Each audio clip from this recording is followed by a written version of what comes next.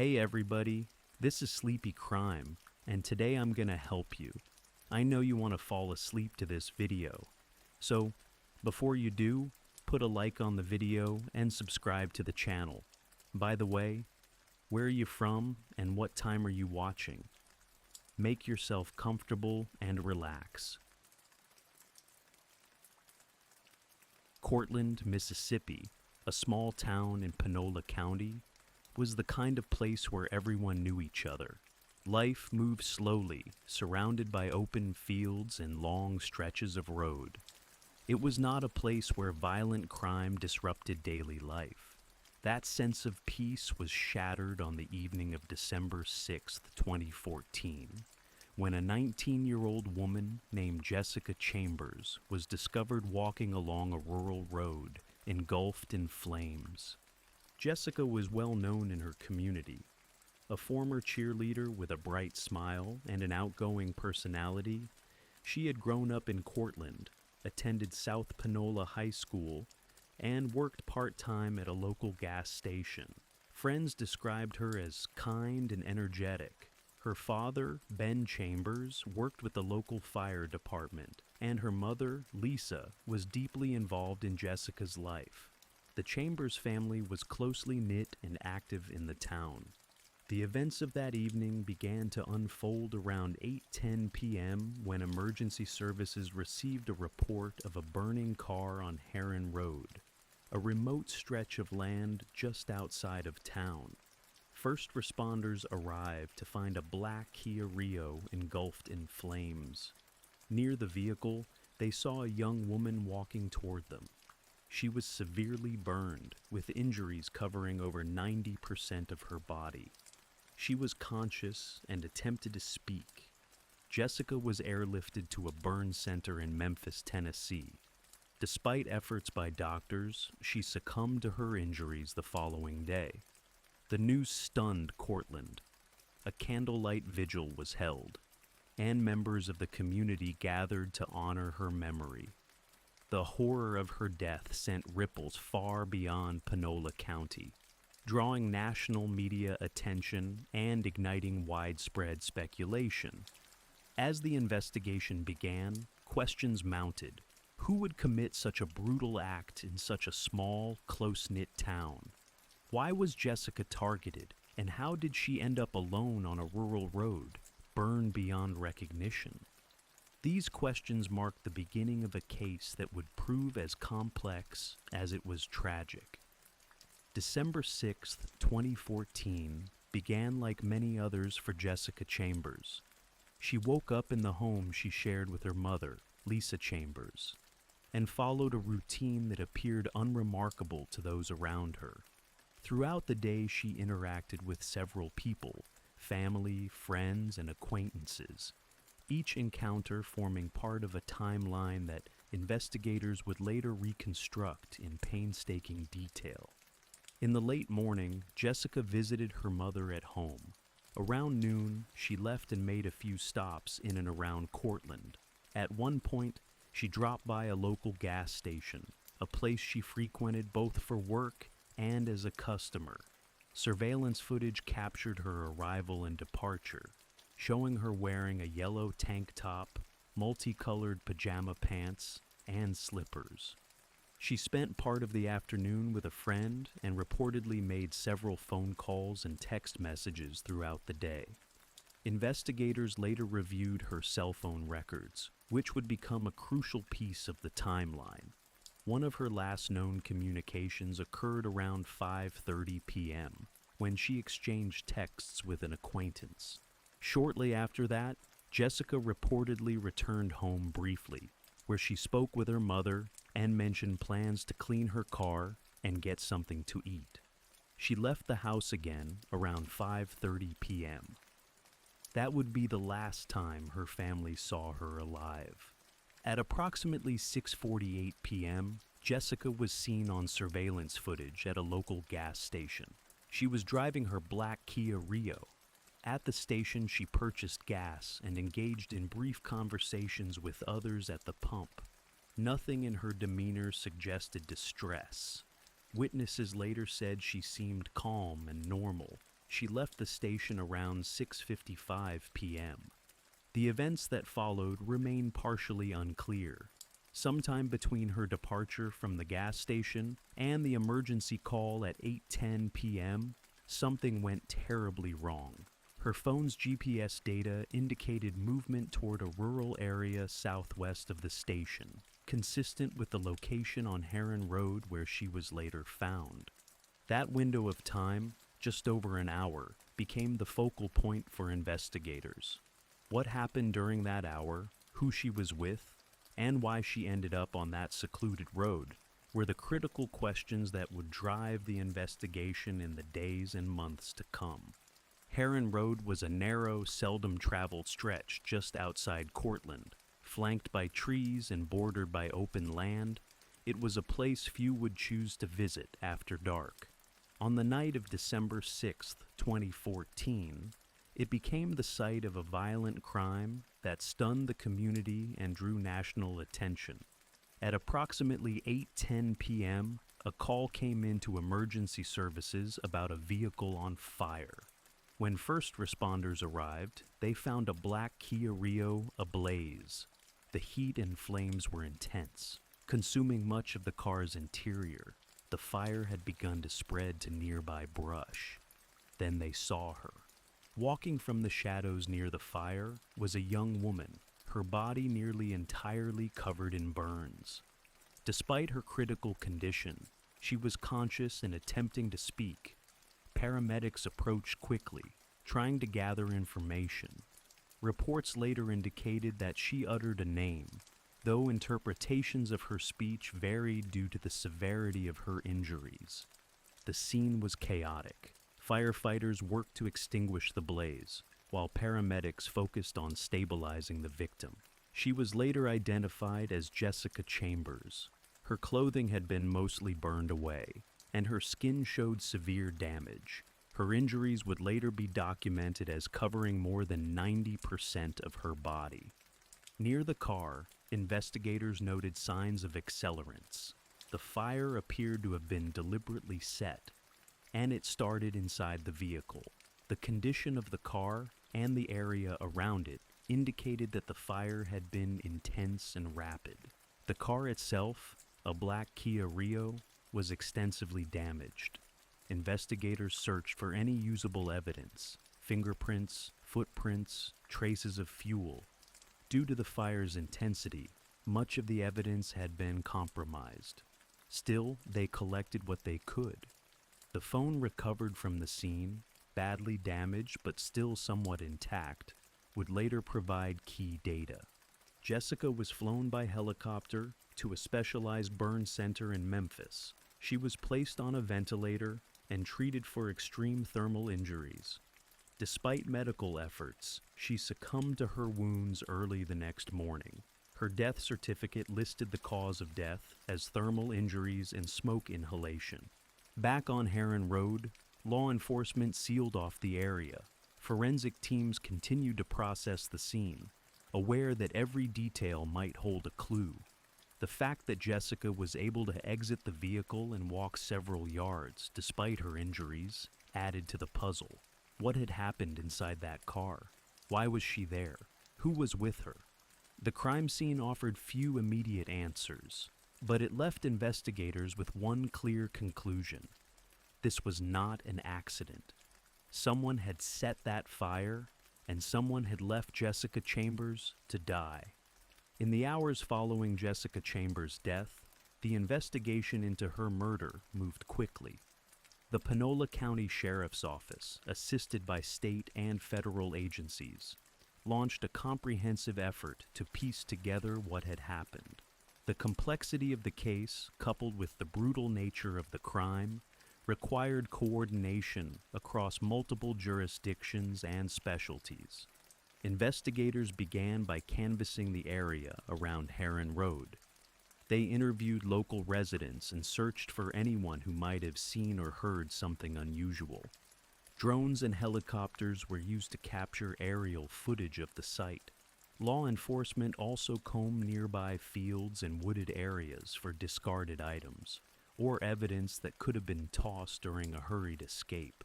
Jessica's cell phone, retrieved from the scene, became a focal point early in the investigation. Despite being heavily damaged by the fire, experts were able to extract data from it, including call logs, text messages, and GPS coordinates. This information helped establish a timeline of her final movements and communications, narrowing down potential suspects and routes. Authorities reviewed surveillance footage from the gas station Jessica visited shortly before her death. The video showed her interacting briefly with people at the pumps, but nothing overtly suspicious was observed. Still, the footage helped confirm her clothing, vehicle, and behavior leading up to the incident. In parallel, investigators conducted interviews with those who had been in contact with Jessica that day. Family members, friends, and acquaintances were asked about her schedule, recent behavior, and any personal conflicts. Several individuals were brought in for questioning, though no immediate arrests were made. The use of an accelerant in the fire was confirmed through forensic testing. Traces of flammable liquid were found both inside and outside the car, suggesting a deliberate effort to destroy evidence and cause maximum harm.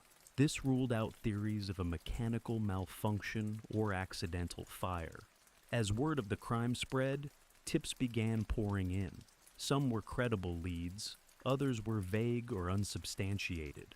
Law enforcement followed each one, using polygraph tests and surveillance when necessary. Still, the case proved frustratingly difficult.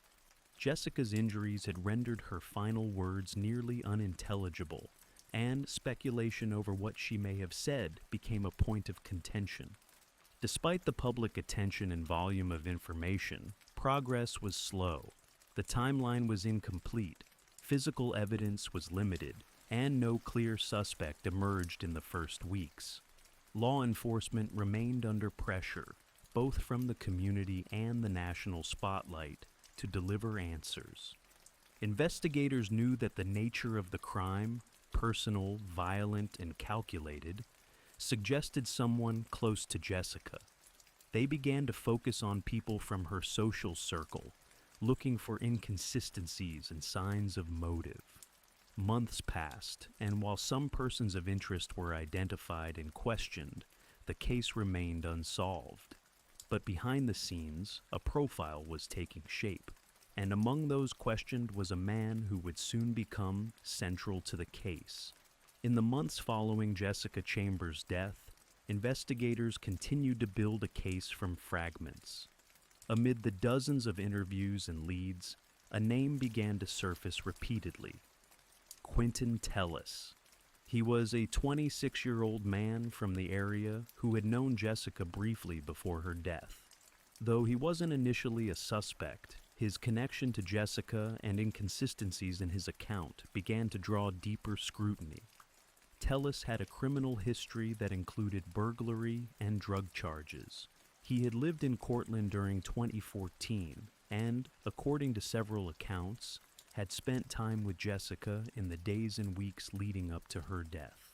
Some witnesses stated that the two had developed a casual friendship, though the nature and depth of their relationship remained unclear. Cell phone data became one of the critical tools in identifying Tellis as a person of interest. Investigators compared the GPS and tower ping data from both Jessica's and Tellis's phones. The analysis revealed that their phones had been in close proximity multiple times on the day of her death, including during the critical period before the fire. Additionally, Tellis initially told investigators he hadn't seen Jessica on the day she died. Later, he admitted that they had met that evening and had driven around together. The change in his narrative raised red flags.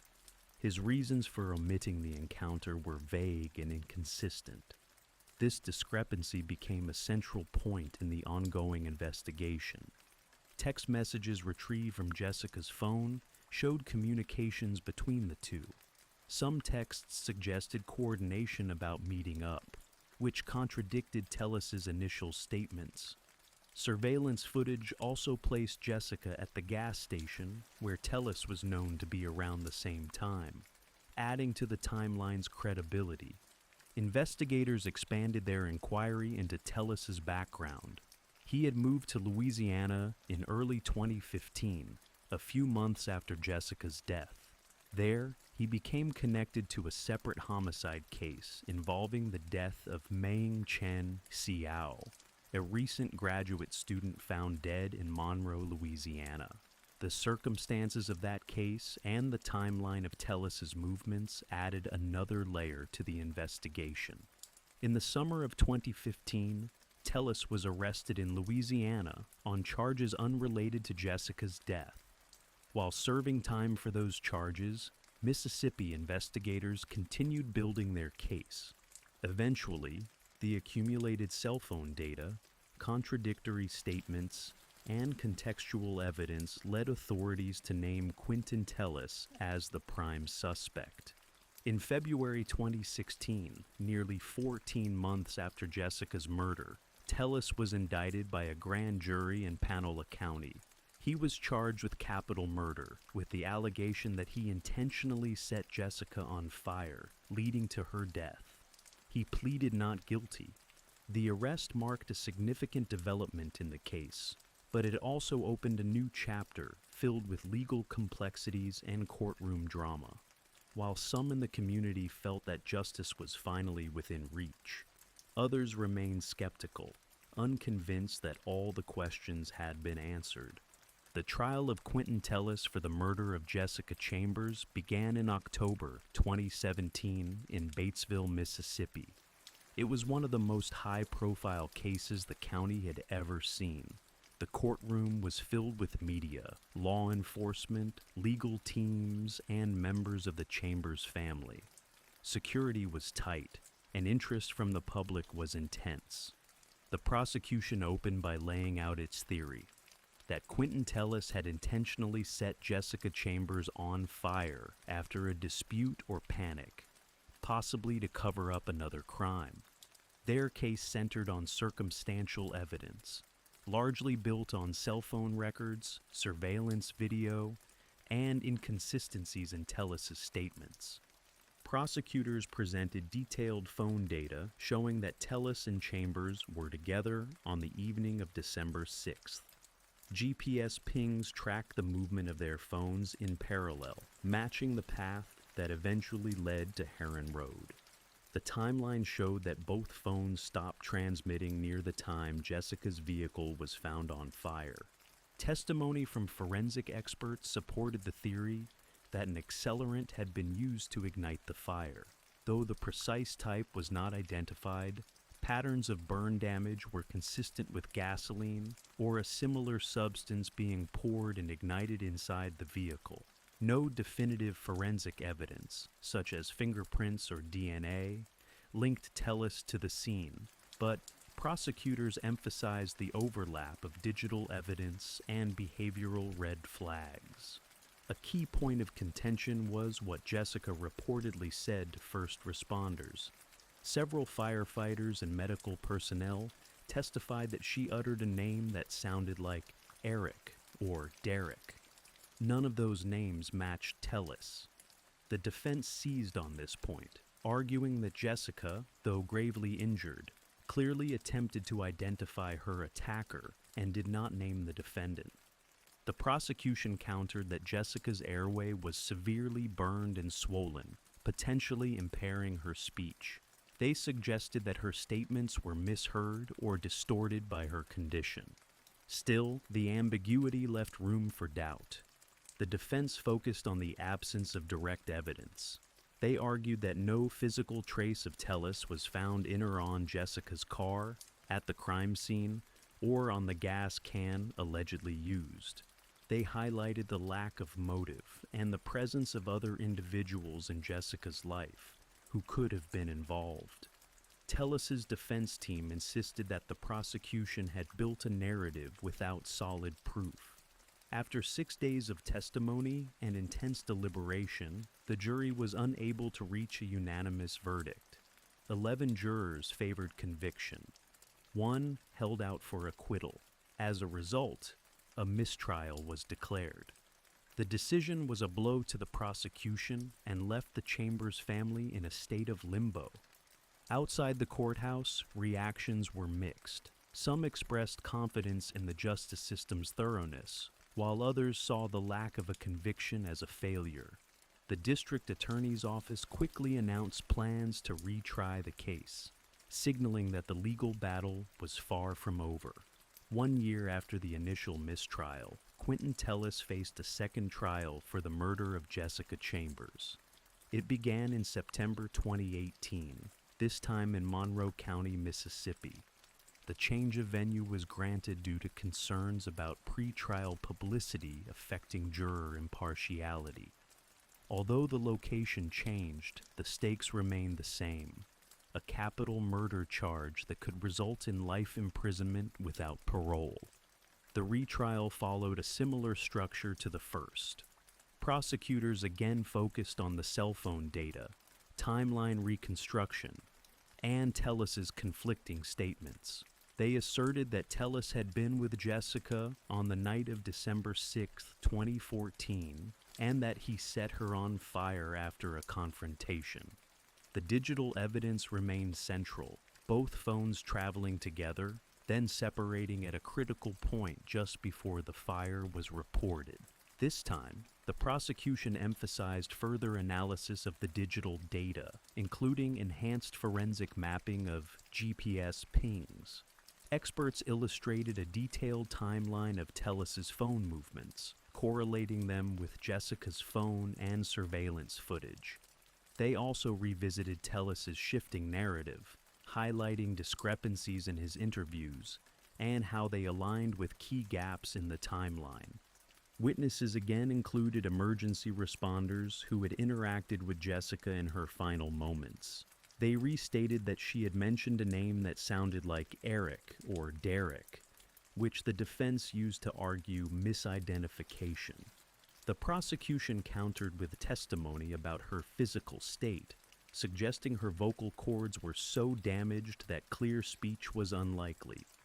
The defense strategy remained largely the same. No physical evidence linked Tellis directly to the crime scene, and Jessica did not name him. They argued that the state had failed to meet the burden of proof, and that circumstantial evidence, no matter how compelling, was not enough for a conviction. They also noted the absence of forensic traces tying Tellis to any accelerant or to Jessica's car. The trial included emotional testimony from Jessica's family, who recounted her final hours and the devastating impact of her death. Their accounts underscored the personal weight of the case, but did not resolve the factual ambiguities. The jury listened carefully, aware that their decision carried immense consequence. After several days of testimony and deliberation, the result echoed the first trial. The jury again announced they were deadlocked. The judge declared a mistrial for the second time, citing the inability to reach a unanimous decision. The breakdown of juror votes was not publicly disclosed, with 2 trials yielding no verdict. The legal path forward grew increasingly complicated.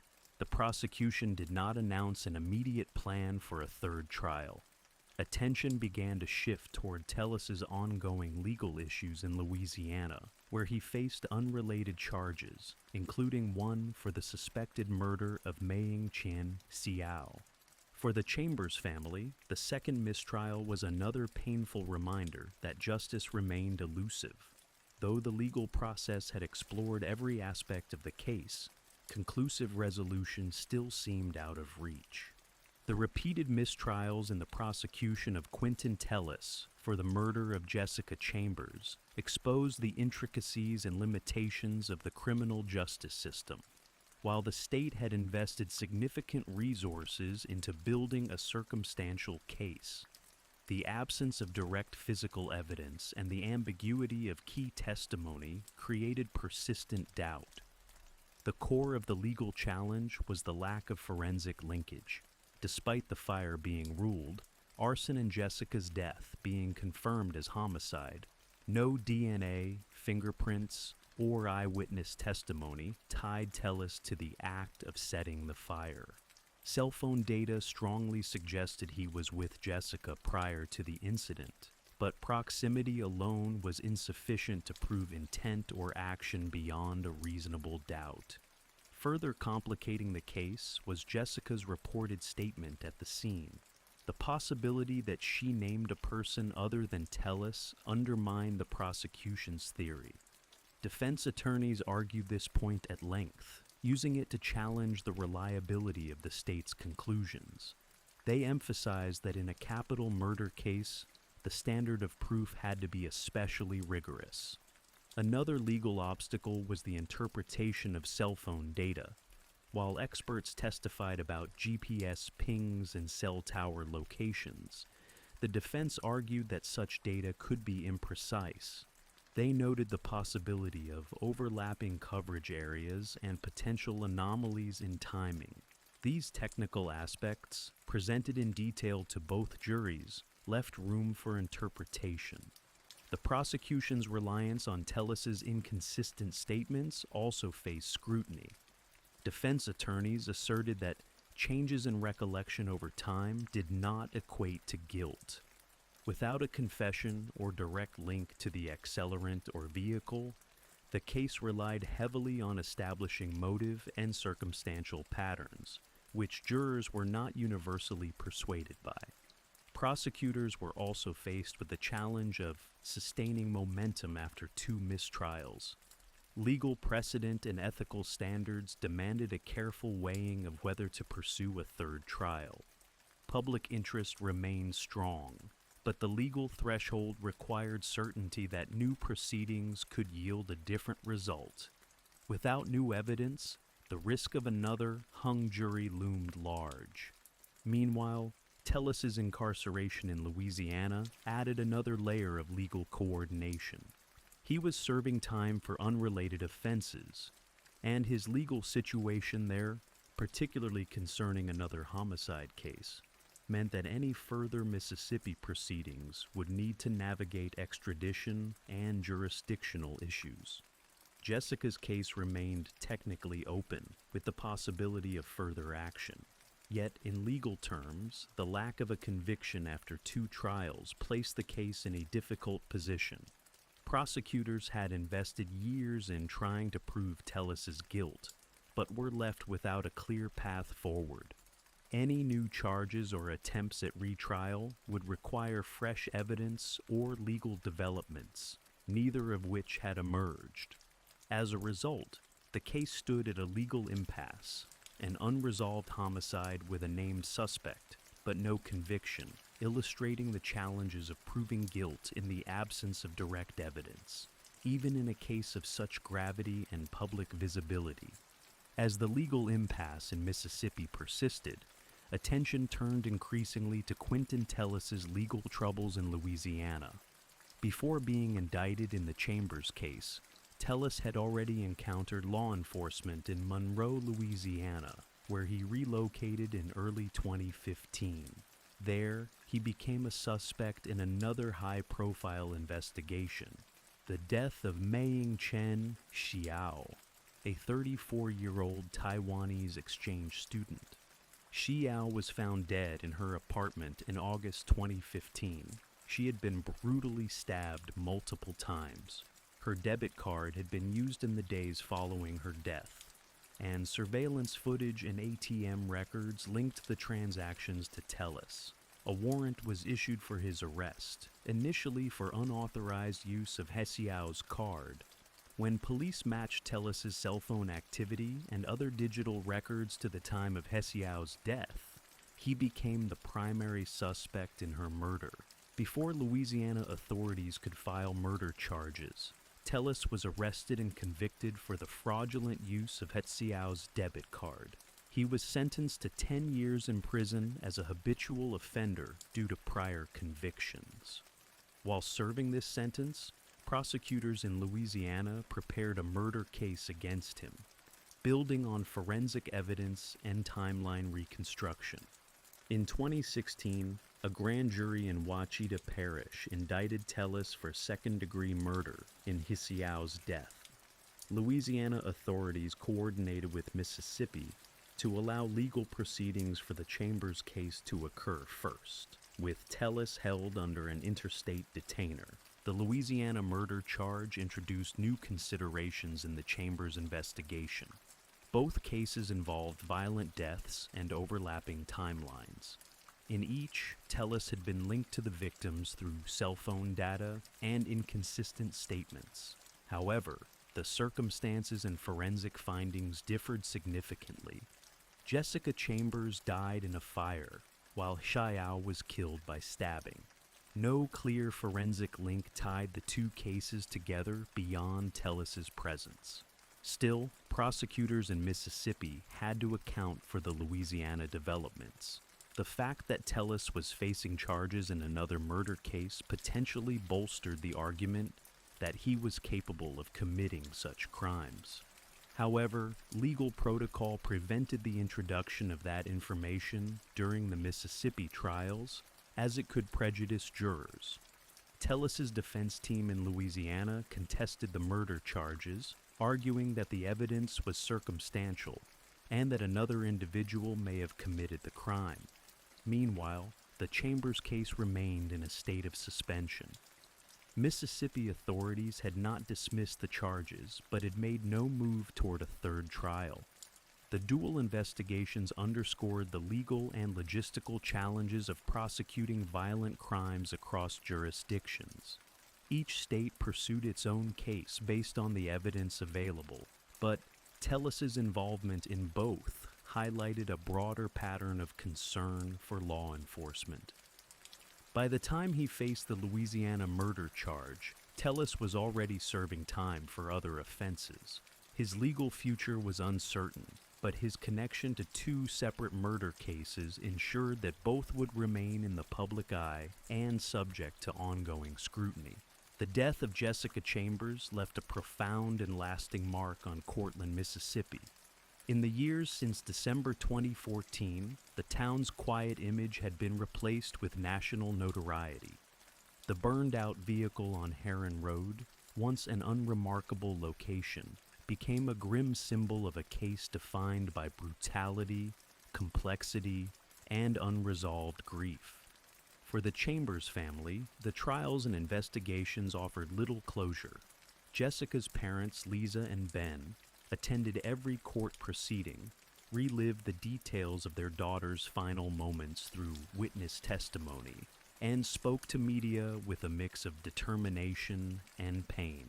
The mistrials, while validating the seriousness of the prosecution's case, fell short of delivering a conclusive resolution. In the absence of a conviction, Jessica's murder remains technically unsolved. Though Quentin Tellis was charged and tried twice, the inability of juries to reach a unanimous decision means he was never found legally guilty. The charges have not been dropped, but no retrial has been scheduled, leaving the case in a prolonged state of suspension. Law enforcement agencies have maintained that the investigation is still open. Officials occasionally revisit the evidence and review new tips, though no significant developments have been announced.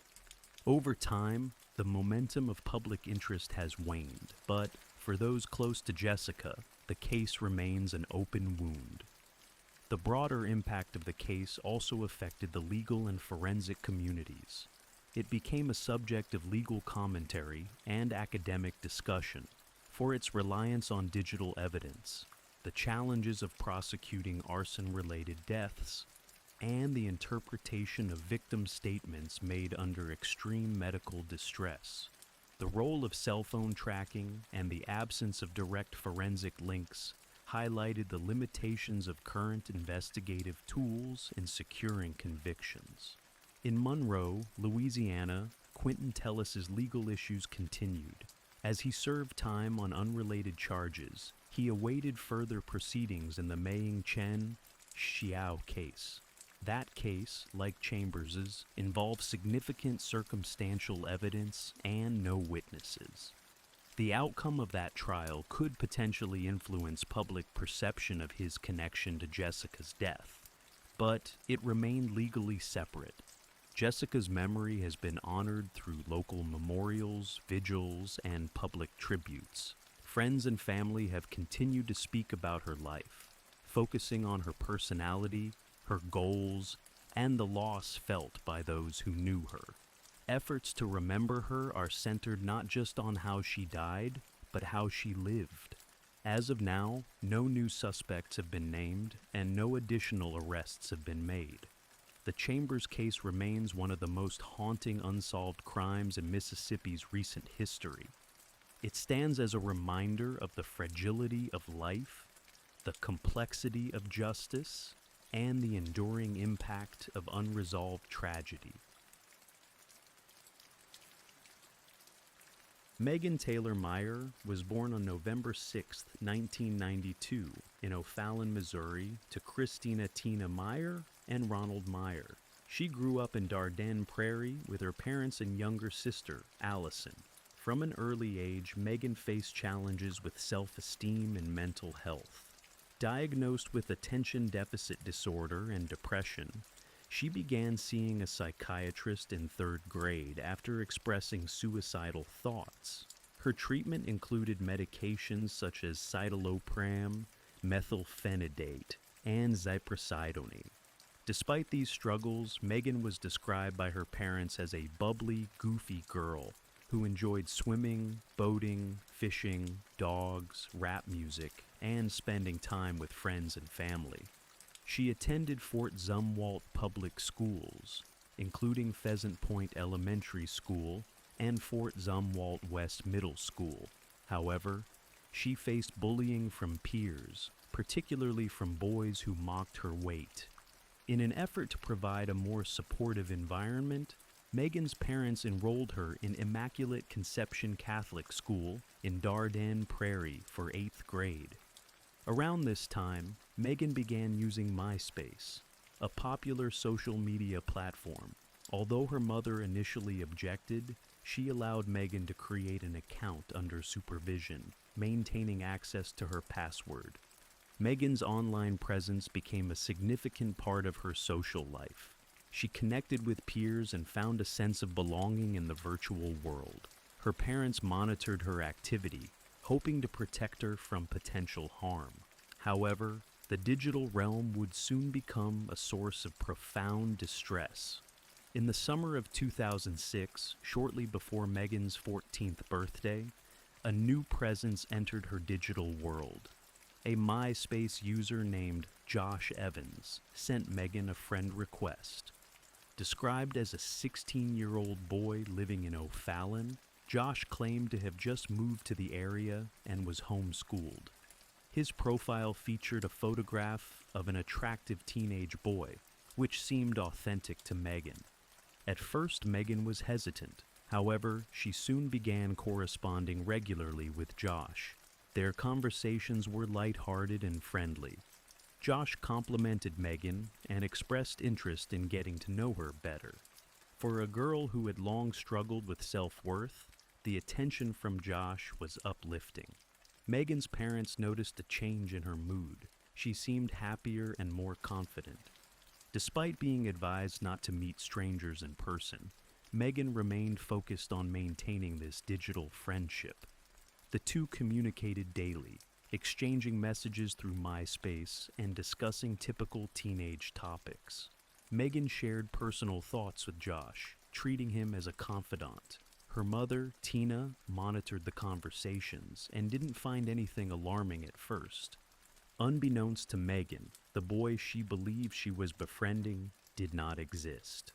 Behind the Josh Evans profile was a group of individuals who had constructed the identity for purposes far removed from friendship. Among them was Lori Drew, the mother of one of Megan's former friends, along with a teenage girl and another woman. The profile was a calculated fabrication. This relationship, born in deception, would soon take a dark and irreversible turn.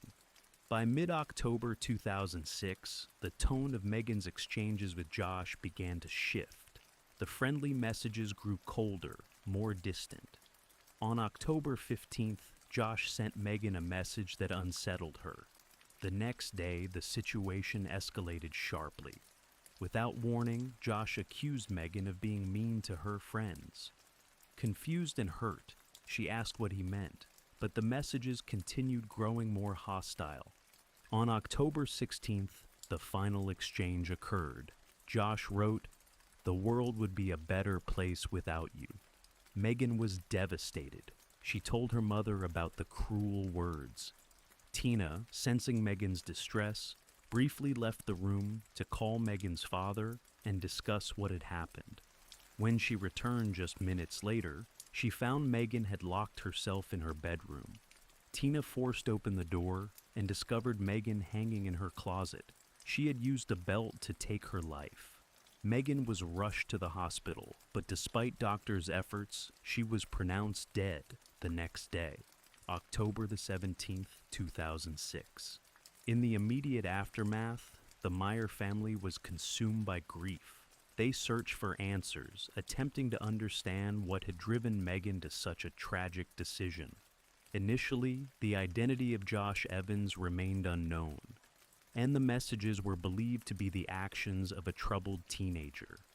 Weeks passed, and the truth slowly began to surface. Megan's parents would soon uncover a shocking betrayal by someone they had known, a revelation that would draw national attention and reshape the legal conversation around cyberbullying.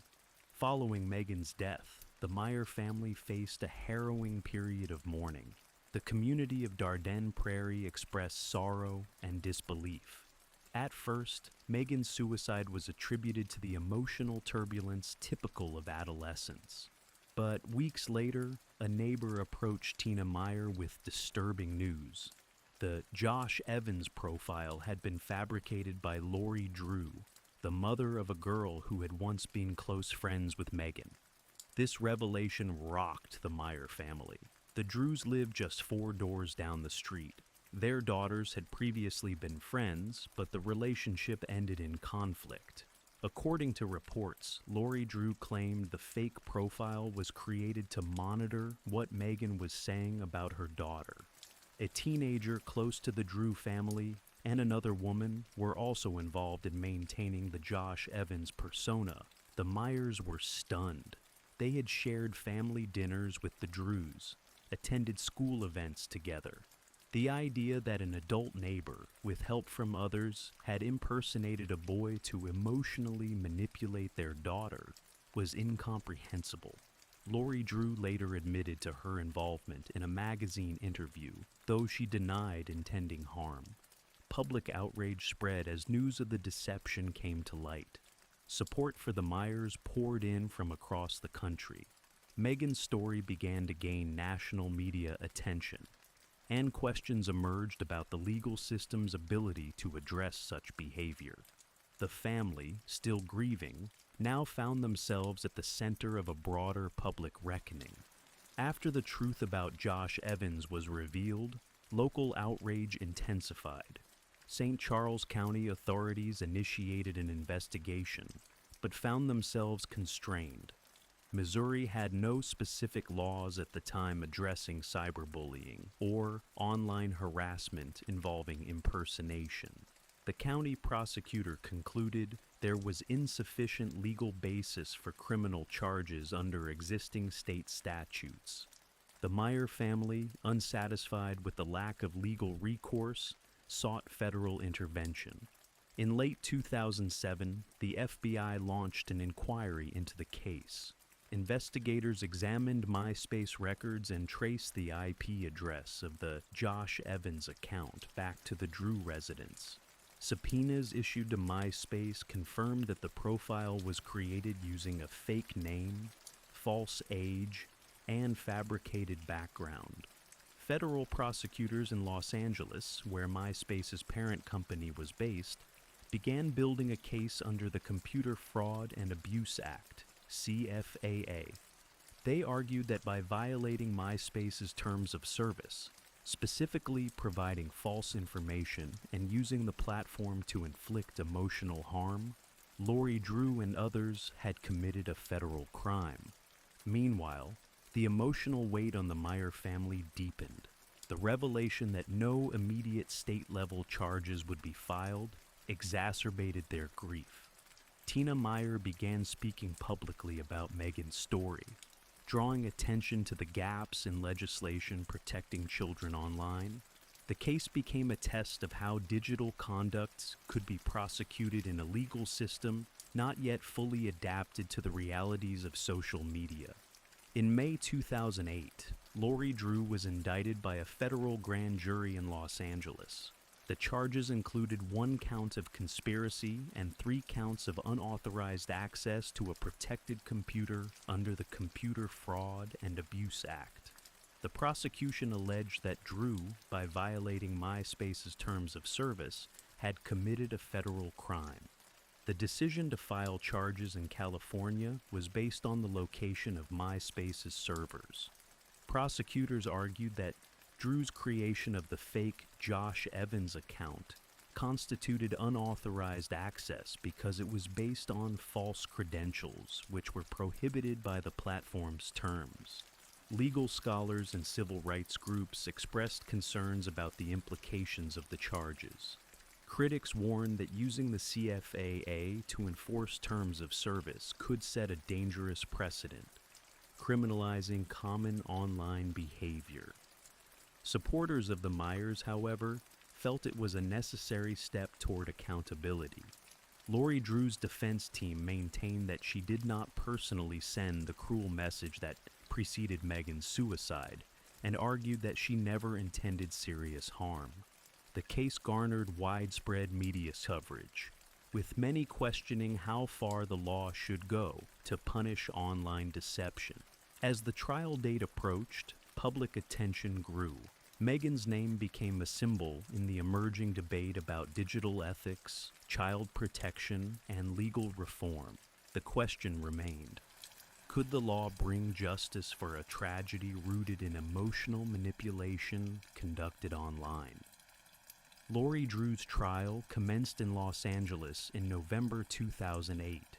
The courtroom was filled with media and public observers. Prosecutors laid out the sequence of events: the creation of the Josh Evans profile, the deceitful communication, and the final message that preceded Megan Meyer's death.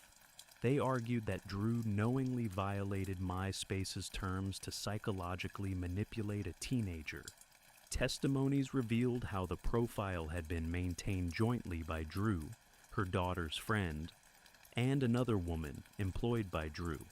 The defense asserted that the messages were part of a misguided attempt to monitor Megan's online behavior, not a scheme to cause harm. Drew's attorneys challenged the use of the Computer Fraud and Abuse Act, insisting it was never intended for situations like this. After days of deliberation, the jury found Lori Drew guilty on 3 misdemeanor counts of unauthorized access to a computer. However, she was acquitted on the more serious felony conspiracy charge. The verdict sparked a national debate. While some saw it as a step forward, others viewed the application of the law as overly broad. In January 2009, the judge overturned the misdemeanor convictions, ruling that the prosecution's use of the CFAA was overly expansive and vague. Drew avoided jail time and was not held criminally liable for Megan's death. The outcome left the Meyer family devastated and legal experts divided. The case underscored the difficulty of prosecuting cyberbullying under existing laws. The Megan Meyer case prompted widespread public discourse on the dangers of cyberbullying and the inadequacies of existing laws. In Missouri, lawmakers acted swiftly. In May 2008, Governor Matt Blunt signed legislation expanding the state's harassment law to include cyberbullying. The new statute criminalized using electronic communications to cause emotional distress, a direct response to Megan's case. Other states began reviewing their own cyberbullying statutes. The case became a national reference point in debates over online accountability. Lawmakers at the federal level introduced proposals to better address online harassment, though many of these measures face legal and constitutional challenges. Social media platforms also faced mounting pressure to improve user protections. MySpace and other networks revised their policies, implemented stricter enforcement of terms of service, and added tools for reporting abuse. Public awareness campaigns emerged, emphasizing the importance of digital responsibility and online empathy. Educational institutions responded by increasing anti-bullying education and establishing digital citizenship programs. Megan's story was included in training materials across the country to highlight the real-world consequences of online behavior. Despite these efforts, critics pointed out that enforcement remained inconsistent and that many victims still lacked legal remedies. Yet, Megan's case marked a shift. It brought to light the emotional stakes of online cruelty and the need for both cultural and legal evolution in the digital era. The conversation around cyberbullying would never be the same again.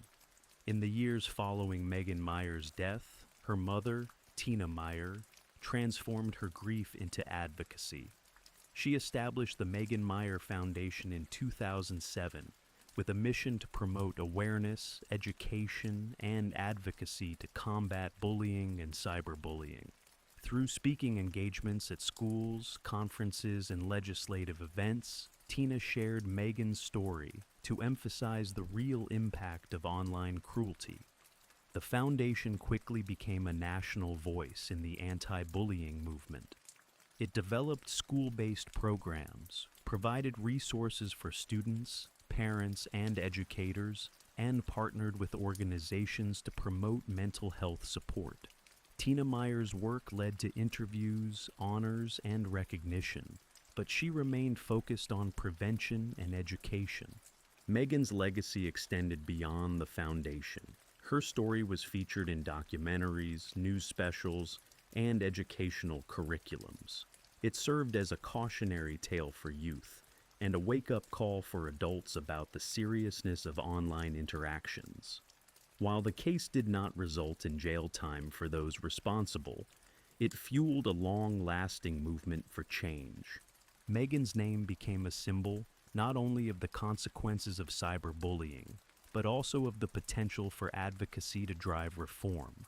Her family's efforts sparked conversations that continue to evolve, influencing how society views accountability, empathy, and digital ethics.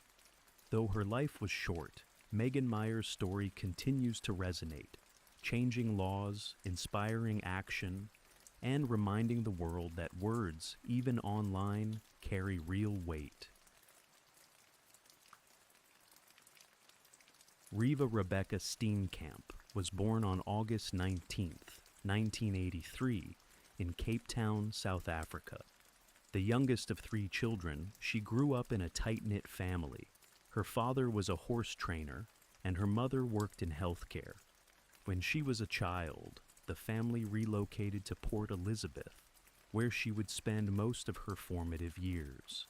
Riva attended St. Dominic's Priory School, a private Roman Catholic institution, where she was known for her strong academic performance and friendly demeanor. From a young age, Riva had an eye for beauty and a natural confidence in front of the camera.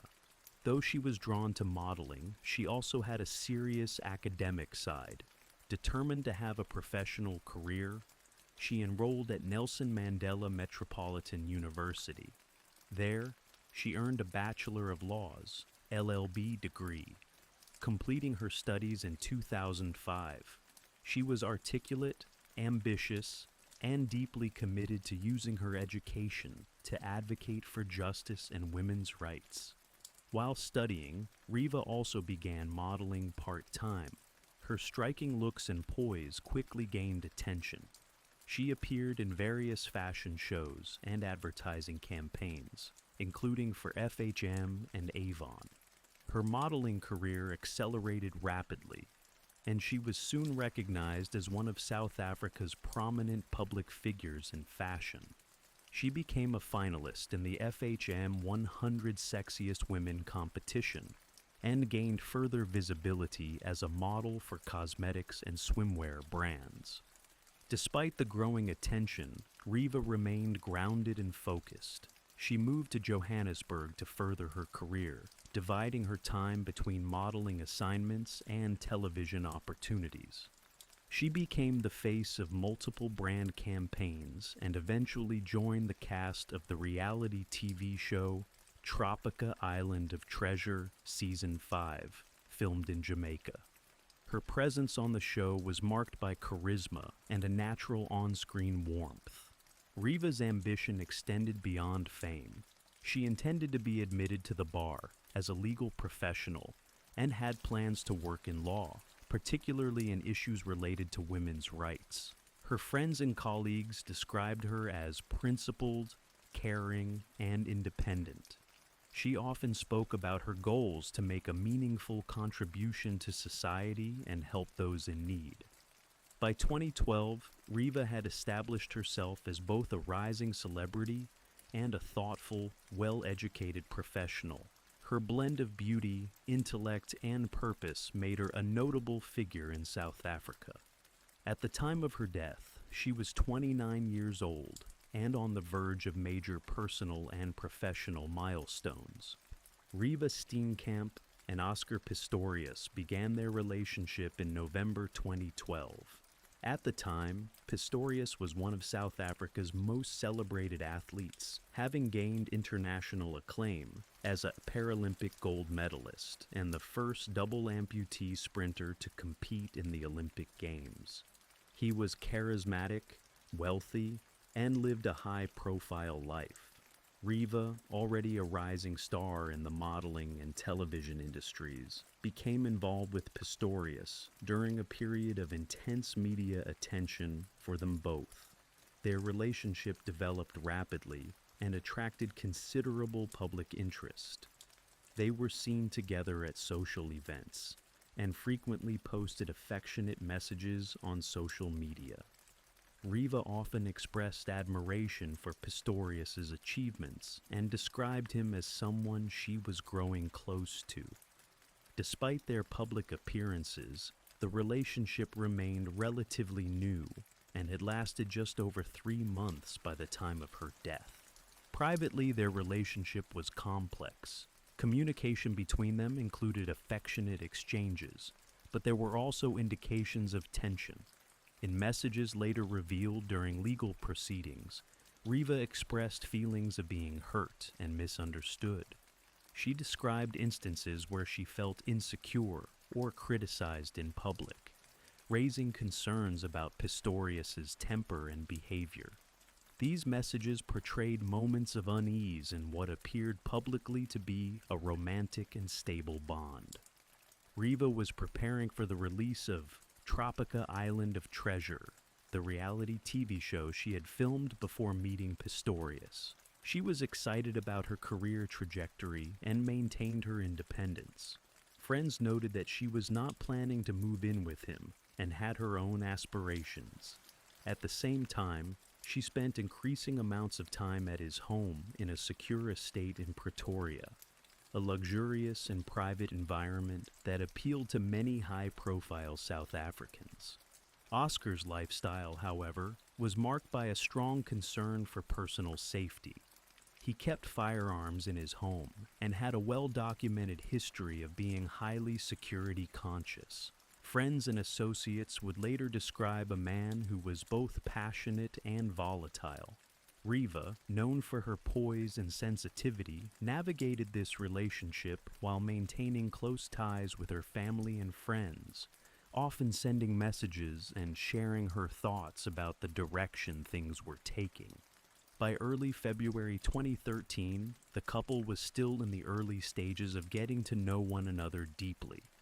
Their relationship was intensifying, but also showing signs of strain.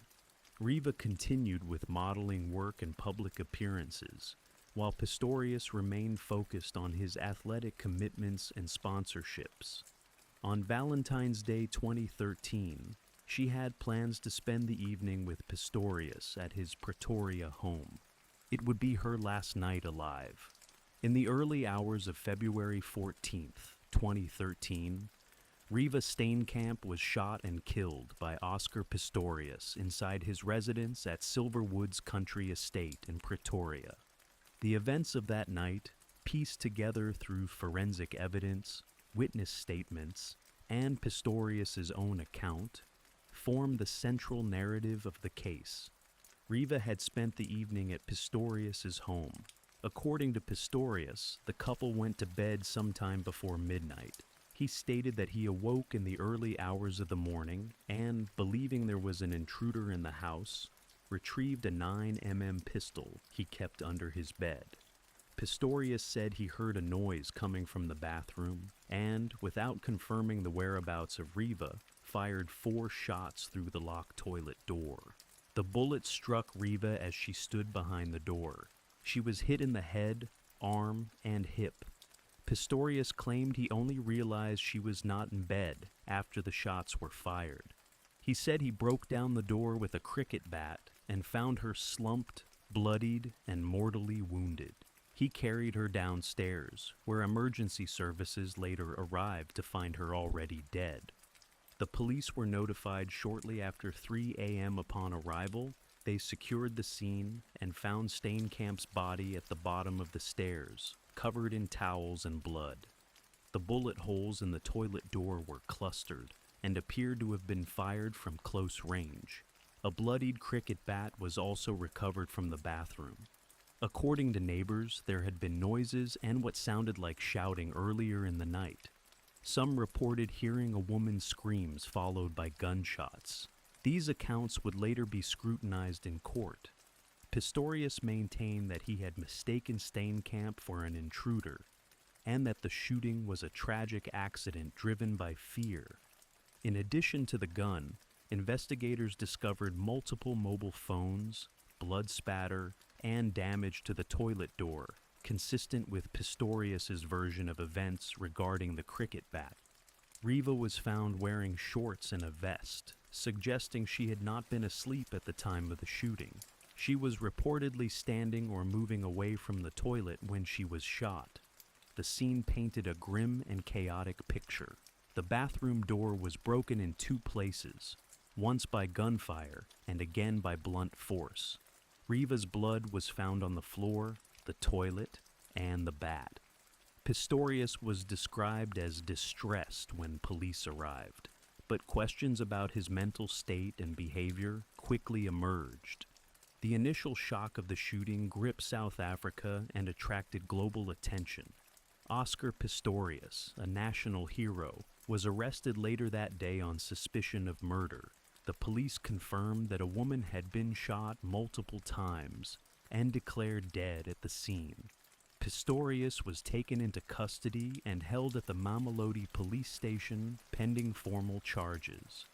By dawn, news of Riva Steenkamp's death had spread across media outlets. Public reaction was swift and polarized.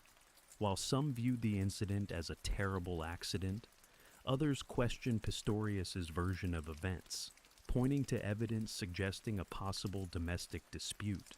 What had happened inside the house in those early hours would soon become the subject of intense legal scrutiny. Following Riva Steenkamp's death, Oscar Pistorius was formally arrested on February 14th, 2013.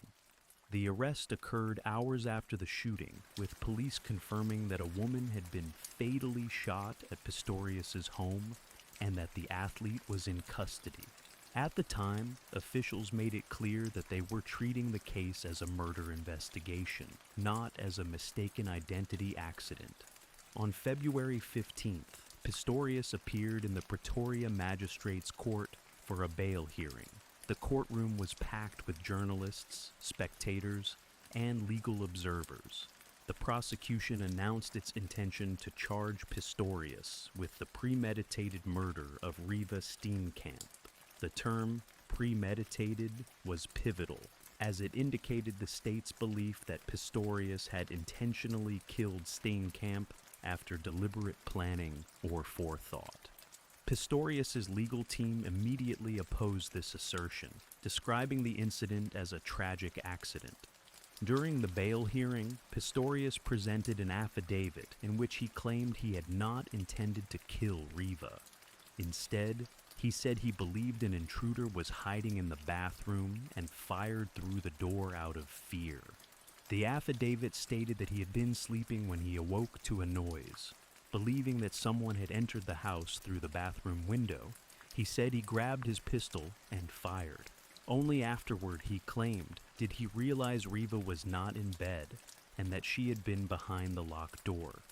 The prosecution, however, argued that there had been an argument before the shooting, pointing to witness accounts and forensic inconsistencies. The magistrate granted Pistorius bail on February 22, 2013. The decision was based on several factors, including Pistorius's status as a public figure, his lack of previous criminal convictions, and the belief that he was not a flight risk. He was released under strict conditions, including surrendering his passports, avoiding alcohol, and reporting regularly to authorities. In the days following his release, Pistorius withdrew from all athletic competitions, and several of his commercial sponsors suspended or terminated contracts. Public opinion was sharply divided. While some saw him as a grief-stricken man who made a fatal mistake, others believed the evidence pointed to a deliberate act of violence. Meanwhile, Steenkamp's family held a private funeral in Port Elizabeth. Friends and relatives gathered to mourn her, remembering her as a vibrant, compassionate woman with a promising future. Her death triggered widespread discussion in South Africa about violence against women and the justice system's handling of such cases. As the investigation progressed, both the prosecution and defense began assembling extensive forensic and testimonial evidence. The case was formally transferred to the High Court for trial. The pre-trial hearings signaled a high-profile legal battle ahead, one that would expose the most intimate details of a relationship that had lasted just over 3 months. The charge of premeditated murder set the stage for one of South Africa's most watched legal proceedings. Oscar Pistorius, once a symbol of triumph over adversity, now faced the possibility of life imprisonment.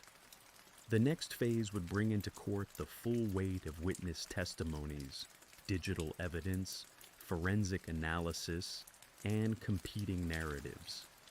The trial of Oscar Pistorius began on March 3, 2014, in the North Gauteng High Court in Pretoria. Presided over by Judge Thokozile Masipa, the proceedings were scheduled to run for several weeks but extended over months due to the volume of evidence and witness testimony. The trial attracted intense media attention, both domestically and internationally, with live television coverage and daily analysis. Pistorius was charged with the murder of Riva Steenkamp, as well as with several firearm-related offenses. The prosecution, led by Jerry Nell, aimed to prove that Pistorius had deliberately killed Steenkamp after a domestic dispute. The defense, headed by Barry Rue, maintained that the shooting was a tragic mistake and that Pistorius genuinely believed he was acting to protect himself and Steenkamp from an intruder. The state began by calling neighbors who reported hearing a woman's screams, followed by gunshots in the early hours of February 14, 2013.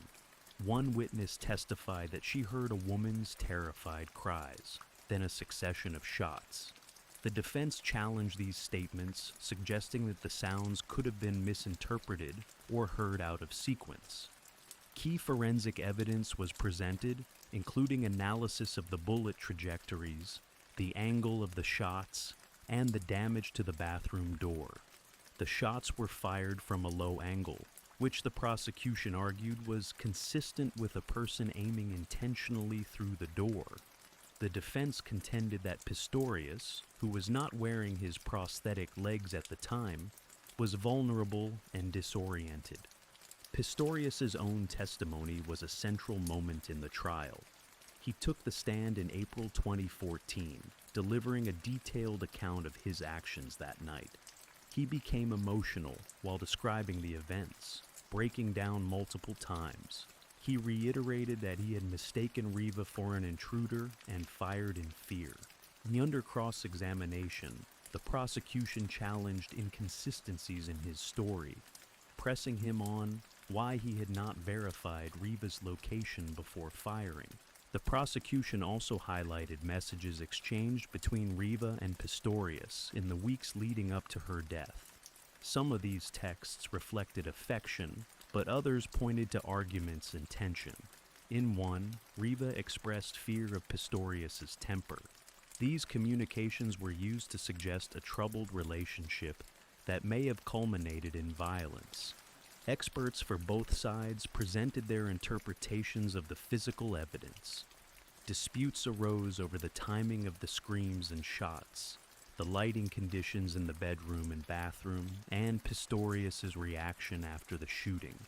The court heard from paramedics, police officers, and ballistic specialists, each offering pieces of a complex and disputed puzzle.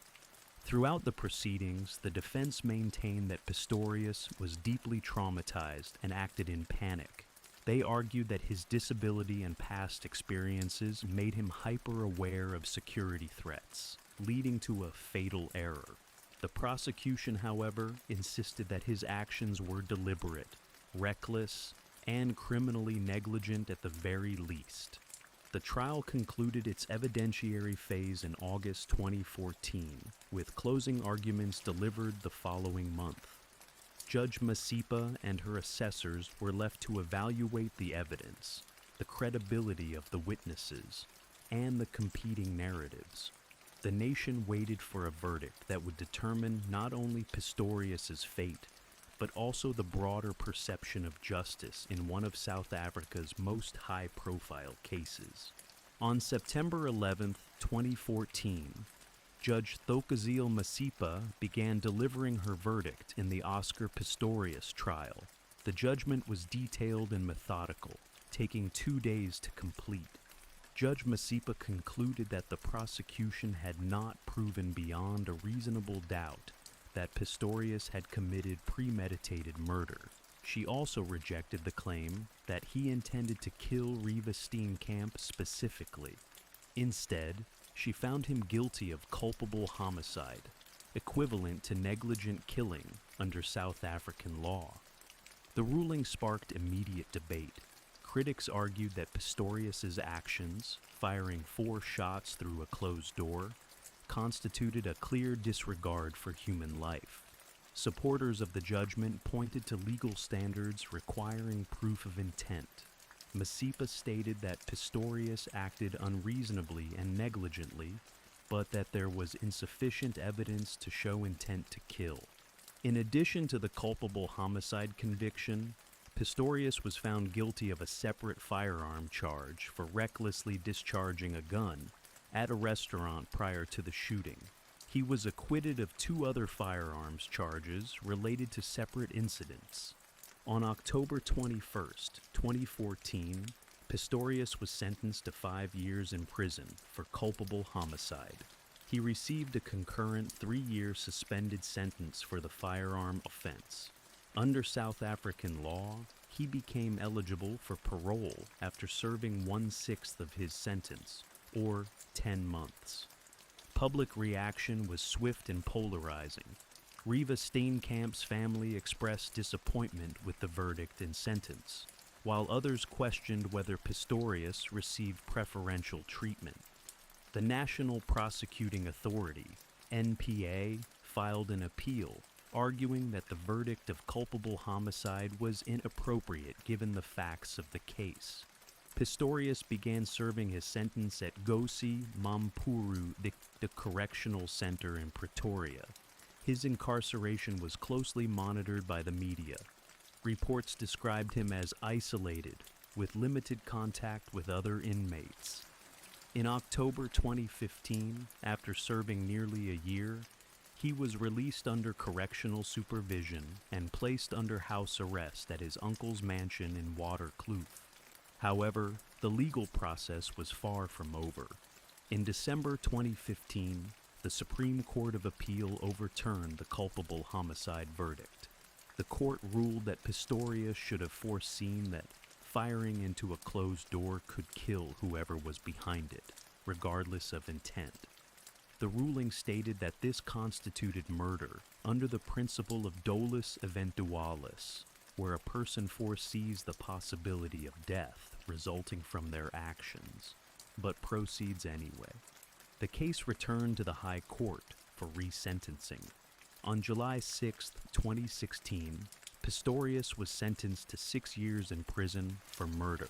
The new sentence was again criticized as lenient, given that the statutory minimum for murder in South Africa was 15 years.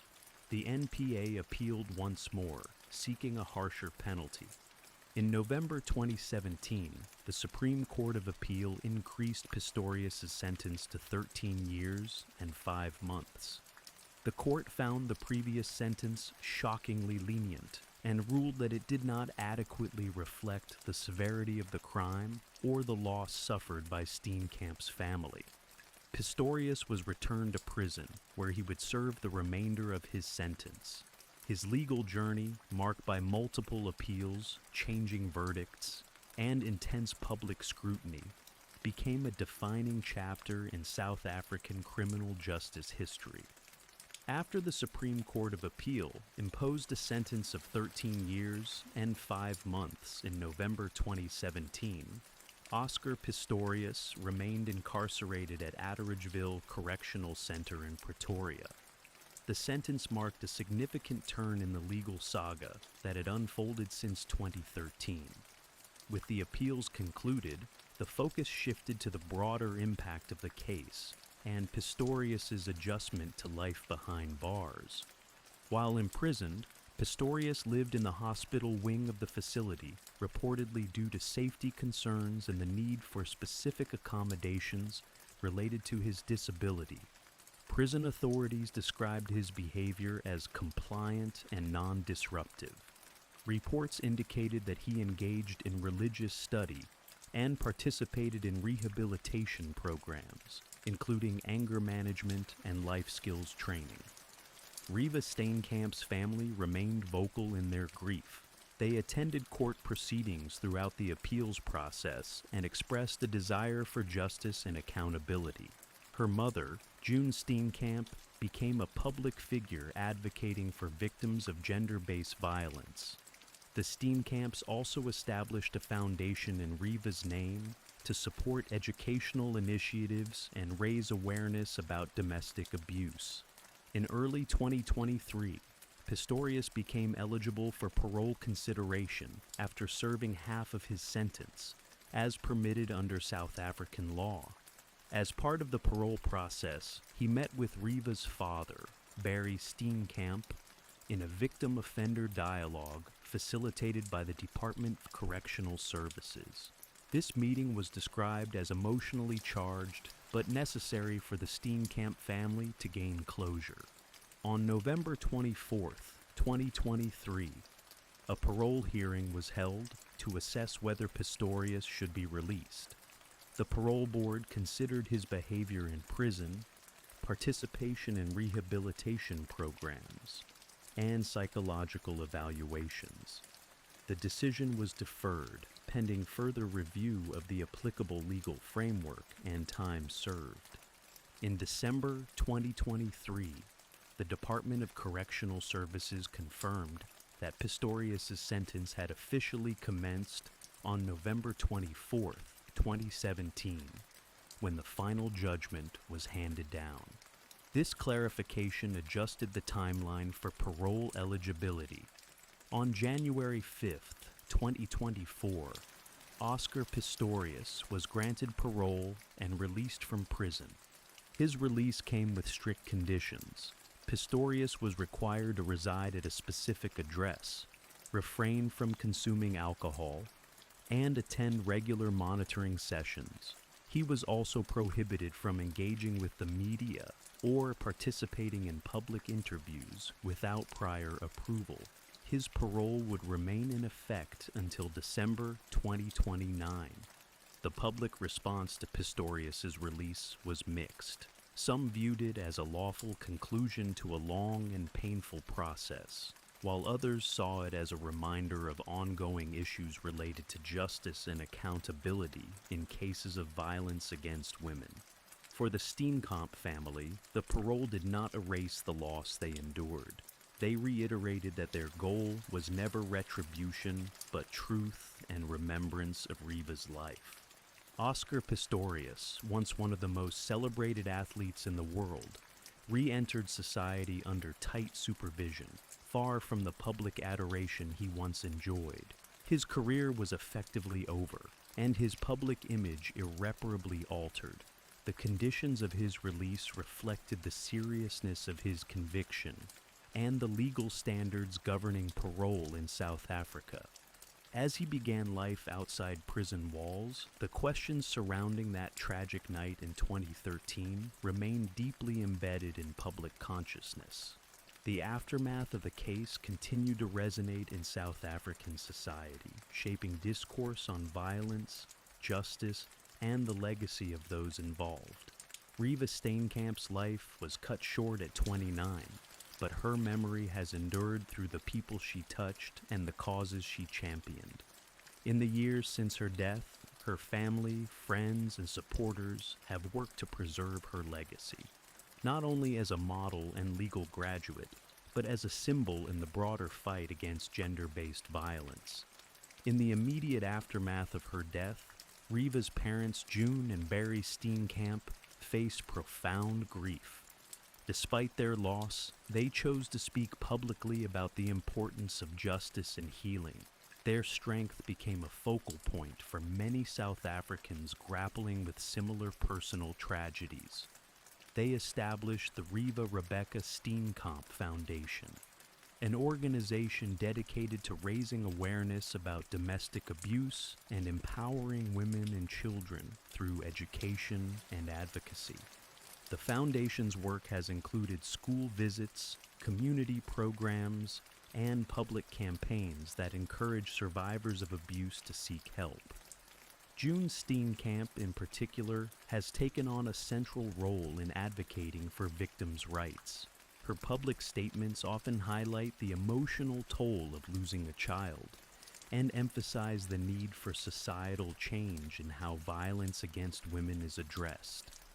Riva's image, frequently shown in photos of her smiling at events or participating in charity work, has remained a powerful reminder of what was lost. On the day that her reality television show aired, just days after her death, a tribute was broadcast, showing unseen footage of Riva sharing her hopes and dreams. In those final clips, she spoke about the importance of respect and compassion in relationships, words that would take on a new and painful resonance. Educational institutions and women's rights organizations have referenced Riva's story in efforts to address femicide and domestic violence in South Africa. Her case brought global attention to a problem that affects thousands of women every year in the country. Discussions in media, academia, and law enforcement often include references to her life as a turning point in public awareness. The Steenkamps have made clear that they do not want Riva remembered solely as a victim. They speak of her warmth, intelligence, and ambition. She was someone who had worked hard for her education, who planned to use her law degree to support causes she believed in, and who was beginning to shape a platform that combined fame with purpose. On anniversaries of her death, tributes pour in on social media, from fans and advocates to public figures and private citizens. Many use the occasion to reflect on progress made and the work still needed to prevent violence against women. Her legacy has thus become intertwined with a national reckoning about safety, justice, and respect for human life. Though she did not live to see the legal career she dreamed of, or the impact her story would have, Riva Steenkamp left behind more than headlines. She became a catalyst for dialogue, change, and remembrance. Her name continues to evoke a call for justice, not just in the courtroom, but in the lives of those who fight for dignity and protection every day. Meredith Kircher arrived in Perugia, Italy in late September 2007, a bright and sociable 21-year-old student from Coulsdon, South London. She was participating in a year abroad as part of her European Studies degree at the University of Leeds. The Erasmus program offered her the chance to deepen her studies while experiencing Italian culture firsthand. Perugia, a small medieval hilltop city, known for its universities and international students, seemed a fitting backdrop for a formative year. She moved into a shared house at 7 Via della Pergola, on the edge of the old city. The flat, accessible by a steep flight of stairs, was divided into 2 levels. Meredith lived on the upper floor with 3 other young women. 2 were Italian, Filomena Romanelli and Laura Mazzetti, while the third was Amanda Knox, a 20-year-old American student from Seattle who had arrived in Perugia just days before Meredith. The 4 quickly settled into the rhythms of shared living, each pursuing their studies and social lives. Meredith's academic focus was serious, and she attended classes regularly at the University for Foreigners. She also kept in close touch with her family and friends back in the UK, sending texts and making calls often. Despite the newness of her surroundings, she adjusted well, joining in social gatherings and making new friends, both Italian and international. The apartment itself stood near the top of a narrow road, flanked by other residences and surrounded by the quiet hum of daily life. The neighborhood was considered relatively safe, populated by students and families. Still, the layout of the flat, with its secluded hilltop location and limited street lighting, gave it an air of isolation at night. Meredith and Amanda Knox were not especially close, but they maintained a cordial housemate relationship. They went out together occasionally and attended some social events, but their daily lives were largely separate. Amanda was dating Raffaele Solicito, a 23-year-old computer science student whom she had met in Perugia. The pair quickly became inseparable, spending most of their time together at his apartment.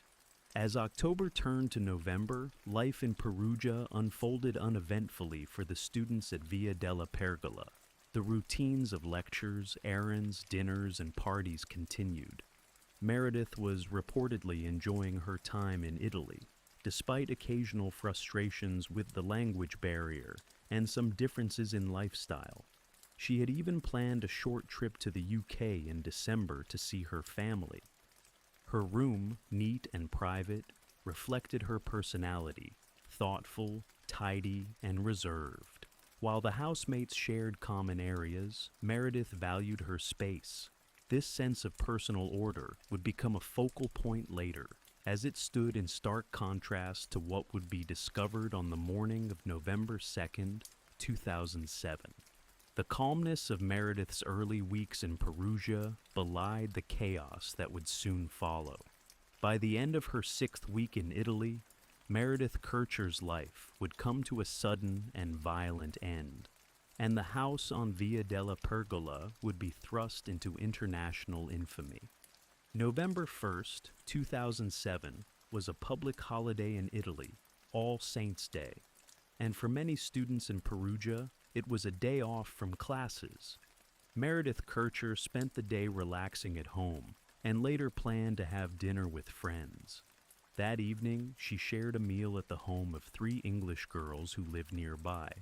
They watched a movie together, and at around 8:45 p.m., Meredith said goodbye, walked home, and locked the door behind her. Back at Via della Pergola, Amanda Knox and Raffaele Solicito were spending the evening at his apartment. They claimed to have cooked dinner, watched a movie, and stayed in for the night. According to their accounts, Amanda did not return to the shared flat until the next morning. The events that unfolded later that night would become the center of intense investigation and media scrutiny. At some point after Meredith arrived home, something went wrong. Neighbors later reported hearing screams between 10:30 and 11:30 p.m., but no one called the police. In the hours that followed, the house fell silent again. Meredith's bedroom door remained closed and locked from the inside. The following morning, Amanda Knox returned to the flat around 10 a.m. According to her statement, she noticed something unusual. The front door was ajar. Inside, the house was quiet. She entered and found traces of blood in the bathroom sink and on the bath mat. Her own bedroom appeared undisturbed, and she proceeded to take a shower. Afterward, she noticed that one of the toilets had not been flushed. She then left the house and returned to Solicito's place. Later, the two returned together to the flat. More inconsistencies caught their attention. A broken window in Filomena Romanelli's room, scattered belongings, and Meredith's door still locked. They knocked but received no answer. Amanda called her housemates, and eventually the police were contacted. 2 separate police units arrived. Postal police investigating found mobile phones, and later, homicide detectives. Upon entering the house, they too noticed the signs: the broken window, disarray in Filomena's room, blood in the bathroom, and Meredith's locked door. Repeated knocks yielded no response. When attempts to force the door open failed, it was ultimately kicked in. Inside, they found Meredith Kircher's body, partially clothed and covered by a duvet. The scene showed signs of a violent struggle. Her throat had been cut, and there were multiple signs of trauma. Blood was visible on the walls and floor. The window in Filomena's room, initially suspected to be the entry point for an intruder, raised suspicions of a staged break-in. Glass shards lay atop undisturbed items, and nothing of value appeared to be missing. The horror of the discovery set into motion a complex and controversial investigation. Meredith Kircher was pronounced dead at the scene. Amanda Knox and Raffaele Solicito, both present during the arrival of the police, were taken in for questioning. Over the next few days, the case escalated dramatically, capturing headlines far beyond the confines of the small Italian city. The events of that night remained opaque. Without an eyewitness, the investigation relied on physical evidence, conflicting statements, and an increasingly complicated narrative. The details of Meredith's final hours would become a matter of intense forensic scrutiny and global speculation. The discovery of Meredith Kircher's body on the morning of November 2nd, 2007, triggered an immediate response from Italian authorities.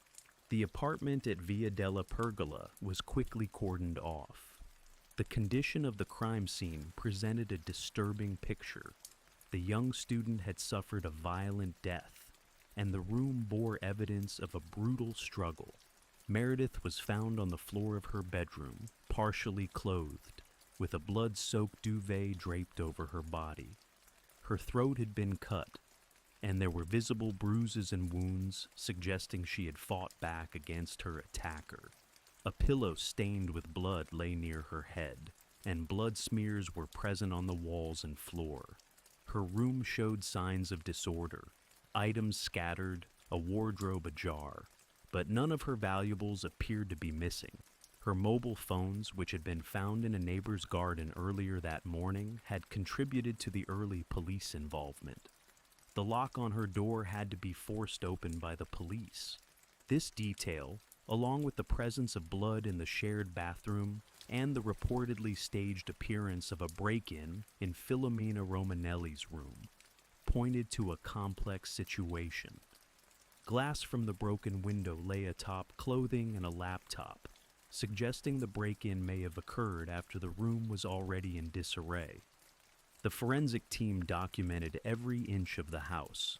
Luminol tests revealed additional traces of blood in the corridor and bathroom.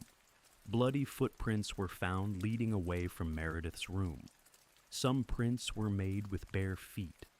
Others suggested shoes. These impressions would later be matched, tentatively, to those of Amanda Knox and Rafael Solicito. The bathroom contained bloodstains in the sink and on the mat, and investigators noted the apparent attempt to clean up. A used mop and bucket were discovered, and police questioned Amanda about cleaning activities. Her explanations about the door being ajar and her showering in a house with visible blood raised immediate suspicions. As investigators processed the scene, Knox and Solicito remained nearby, observed in conversation and sometimes embracing. Their demeanor was interpreted differently by various observers. Some saw trauma, others indifference. This behavior, recorded and later publicized, would feed into the broader media narrative. From the outset, police considered the possibility that the crime involved more than one person. The wounds on Meredith's body suggested she had been restrained. There were no signs of forced entry, and the staged appearance of the break-in led investigators to suspect that the killer or killers had been inside the house before. Autopsy results confirmed that Meredith had died from blood loss due to a deep wound to the neck. She had also suffered multiple bruises and defensive injuries. There was evidence suggesting sexual violence, though DNA samples were limited and later contested in court. The medical examiner placed the time of death between 9:30 p.m. and midnight on November 1st. The forensic analysis collected a variety of materials, blood, hair, and fibers, from Meredith's room and the adjoining spaces. Among them were partial fingerprints and DNA samples. Some results matched known individuals. Others remained unidentified. Over the following days, these findings would direct the focus of the investigation and lead to the arrest of 3 individuals. The house at Via della Pergola was sealed off and would remain under investigation for weeks. For the police and forensic teams, it became both a crime scene and a battleground for competing theories. For Meredith's family, it became the place where their daughter's life had ended in horror far from home. In the immediate aftermath of the murder, Perugia police focused their investigation on those closest to the scene, Meredith's housemates and their associates. Amanda Knox and Rafaela Solicito, already present when authorities arrived, became persons of interest. Their statements contained inconsistencies that quickly drew attention. Initially, Amanda stated she had spent the night of November 1st entirely at Solicito's apartment. However, under police questioning, her account shifted. At one point, she claimed to have returned to the cottage and heard Meredith screaming. Later, she signed a statement placing herself at the scene and implicating Patrick Lumumba, a Congolese bar owner who employed her part-time at his cafe. Amanda alleged she had accompanied Lumumba to the house where he attacked Meredith. Lumumba was arrested on November 6th. This accusation was central to the investigation's early narrative. Lumumba, however, had an alibi.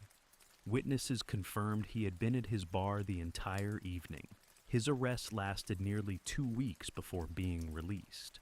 His exoneration marked the first major misstep in the case, and would later contribute to criticism of police methods.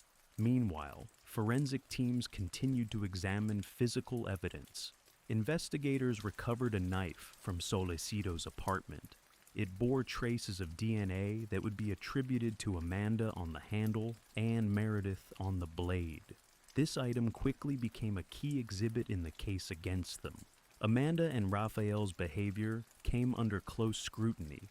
Police cited their apparent lack of emotional response, public displays of affection, and contradictory statements as evidence of guilt. Surveillance cameras captured them shopping for cleaning supplies shortly after the murder, further raising suspicions. Both were arrested and formally charged with sexual assault and murder. Investigators believed the scene at Via della Pergola indicated a group assault. They theorized that Meredith had resisted a sexual advance, triggering a violent response. The broken window, the presence of multiple DNA sources, and the perceived staging of the crime scene supported the idea of a coordinated attack. The case attracted immediate media attention. Italian outlets covered the story with sensational headlines, while international interest grew as the narrative unfolded. Amanda Knox, in particular, became the focal point. Her American background, demeanor, and alleged behavior led to a series of portrayals that varied drastically between sympathetic and condemning. The press dubbed her Foxy Knoxy, and speculation about her lifestyle fed public fascination. Meanwhile, Sollecito remained a quieter figure in the background, often overshadowed by the focus on Amanda. With Lumumba released, the police were under pressure to explain the evolving case. Investigators began to search for another suspect, whose presence at the scene might explain the forensics. A new figure would soon emerge, a man whose DNA was found on key items in Meredith's room, including her body and her purse. His name was Rudy Herman Gued. Gued's identification shifted the course of the investigation. He had fled Italy shortly after the murder, and a European arrest warrant was issued. His background, movements, and connection to the crime would become central in the prosecution's theory. But before his capture, Amanda Knox and Rafael Sollecito remained imprisoned, facing growing accusations and a rapidly expanding legal case. As the investigation entered a new phase, the early missteps and conflicting statements continued to complicate the narrative. Questions arose about how the case had been handled, the validity of the confessions, and the reliability of the forensic evidence collected in the chaotic days following Meredith Kircher's death.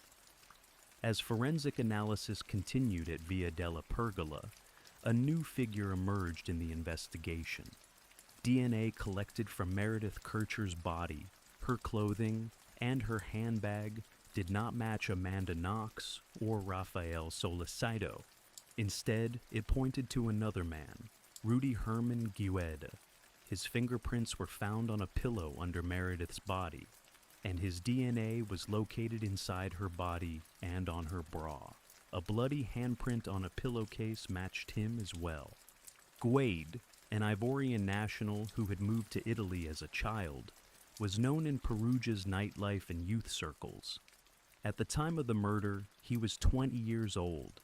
He had a minor criminal record and a history of unstable housing. He occasionally stayed in abandoned buildings and had reportedly been seen socializing with students. Though not close to Meredith, he had met some of her housemates previously. He had also been spotted at the basketball court near the cottage in the days leading up to the murder. When police tried to locate him after identifying his prints and DNA, Guede was no longer in Italy. He had traveled to Germany by train shortly after the killing. On November 20th, 2007, German police arrested him in the city of Mainz. He was extradited to Italy soon after. In custody, Guede initially denied involvement. Later, his story shifted. He admitted to being in the cottage on the night of the murder, but claimed he had used the bathroom and was listening to music on his iPod when Meredith was attacked. He said he heard a scream, came out to find her bleeding, and saw a man fleeing the scene. He did not call for help, he said, because he panicked. Instead, he fled the country. Investigators noted inconsistencies in his account. There were no signs of forced entry into the bathroom, and no forensic evidence supported the presence of an unknown intruder. Gued's story appeared to absolve himself while implicating others. He insisted that Amanda Knox and Rafael Solicito were not in the room during the attack, but suggested they may have been involved before or after. Given the weight of forensic evidence, Guedes' case was separated from that of Knox and Solicito. He opted for a fast-track trial, a procedure in the Italian legal system that offers a reduced sentence in exchange for a swift judgment based largely on existing evidence. On October 28, 2008, Rudy Guede was convicted of the sexual assault and murder of Meredith Kircher. The court concluded he had participated in the attack, but did not act alone. He received a 30-year prison sentence, later reduced to 16 years on appeal. His conviction served as a pivotal moment in the case. While his DNA was found on critical evidence, the belief that others were involved remained central to the prosecution's theory. Guedes had not contested the presence of Amanda and Rafael at the house, and the court emphasized its view that the murder had been a group crime. Guedes' partial admissions and the forensic trail linking him to the crime scene gave prosecutors leverage to reinforce their case against Knox and Solicito. Rather than exonerating them, his conviction deepened the legal complexity of the situation. Public perception was divided. Some viewed Guede as the sole perpetrator, pointing to the overwhelming presence of his DNA and lack of conclusive forensic evidence against the others. Others accepted the court's conclusion that the crime was too violent and complex for a single assailant. For Meredith's family, Guedes' conviction offered a partial resolution, but the continued legal pursuit of Knox and Solicito ensured that the case remained far from over. The trial of Amanda Knox and Rafael Solicito began in earnest in January 2009, more than a year after the murder of Meredith Kircher. By that time, both had been held in pretrial detention, and the public narrative around the case had grown increasingly polarized. The prosecution's case rested on a combination of circumstantial evidence, forensic traces, shifting witness statements, and the claim that the murder had been a coordinated attack involving all three individuals, Guede, Knox, and Solicito. In court, prosecutors presented a theory of events in which Meredith had been attacked after an argument escalated. They alleged a sexually motivated assault, during which Knox and Solicito held Meredith down while Guede inflicted the fatal wounds. The staged break-in, they argued, was intended to divert suspicion. Central to their case were several pieces of physical evidence: the knife recovered from Solicito's apartment, the bra clasp found in Meredith's room, and footprints revealed through luminol testing. The knife, which contained Amanda's DNA on the handle and a low-level DNA trace matching Meredith on the blade, was described by prosecutors as the murder weapon. The defense challenged this, arguing that the DNA evidence was weak. The knife did not match the wounds, and the sample was too small for reliable analysis. Equally contentious was the bra clasp, collected 47 days after the initial investigation. It carried traces of Solicito's DNA, but the defense raised concerns about contamination due to its delayed collection and handling. Witness testimony added further complexity. A homeless man named Antonio Curatolo claimed to have seen Knox and Solicito near the crime scene on the night of the murder. Another witness, a shop owner, said he saw Amanda early the next morning, contradicting her timeline. However, the reliability of these statements was questioned, as some witnesses altered their accounts over time, or were contradicted by other evidence. Amanda Knox testified in her own defense. She recounted the events of November 1st and 2, reiterated her claims of innocence, and described her treatment during police questioning. She said she had been pressured into naming Lumumba and had not understood the consequences of signing the statement in Italian. Her defense team argued that the confession was coerced and should not be considered reliable. Solicito also took the stand, defending his alibi and denying any involvement in the murder. He admitted that some memories of the night were vague, but maintained that he and Amanda had spent the evening together at his apartment.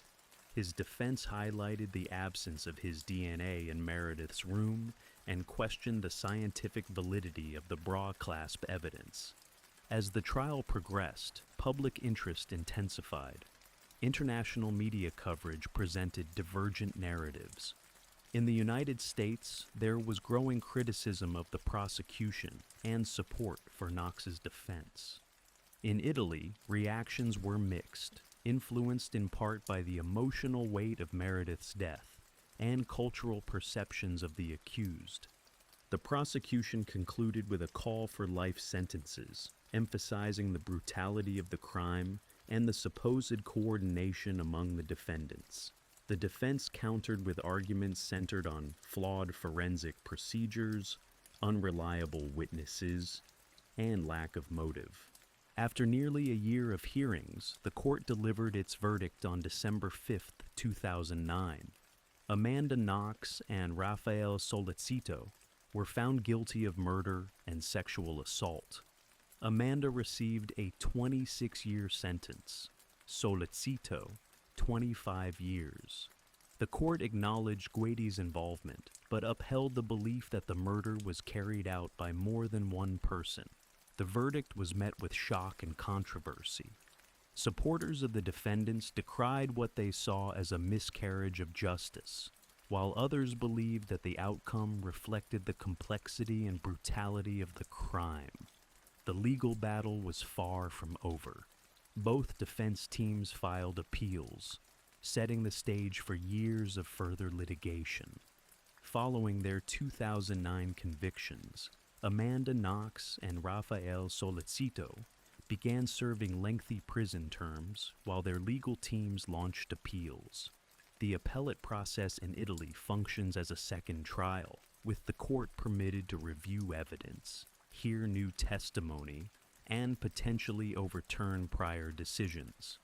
The appeal commenced in 2010 and brought renewed scrutiny to the scientific and procedural elements of the original case. A pivotal aspect of the appeal was the challenge to the forensic evidence. The defense requested an independent review of two central items, the kitchen knife and the bra clasp. Court-appointed experts examined the methods used in the original investigation and concluded that the DNA evidence on both items was unreliable. They noted improper evidence collection, risk of contamination, and failure to follow best practices. The knife, they found, lacked sufficient biological material for definitive conclusions, and the bra clasp had been exposed to contamination risks during its 47-day delay before collection. These findings significantly weakened the prosecution's case. Additionally, questions were raised about the credibility of witnesses. The testimony of Curatolo, the homeless man who claimed to see Knox and Solicito near the scene, was challenged due to inconsistencies and doubts about his ability to accurately recall events. The appeals court also reviewed Amanda's original confession, which she claimed had been obtained under duress. The defense argued that she was denied proper legal representation and had been subjected to intense psychological pressure during late-night interrogations. The court considered whether this violated her rights and the reliability of the resulting statements. On October 3, 2011, the appeals court in Perugia overturned the convictions of Amanda Knox and Rafael Solicito. The panel cited lack of evidence and procedural flaws as key reasons for the acquittal. Both were released from prison after nearly 4 years of incarceration. Amanda returned to the United States immediately, while Solicito resumed life in Italy. The acquittal ignited a global response. Supporters celebrated what they viewed as a correction of a judicial error, while others, including Meredith Kircher's family, expressed disappointment and uncertainty about the finality of justice.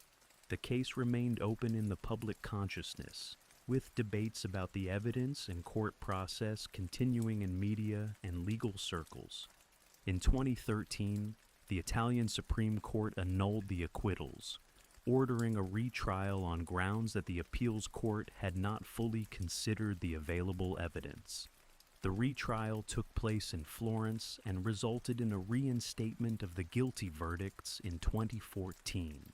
This time, the court imposed a sentence of 28 years and 6 months for Knox and 25 years for Solicito.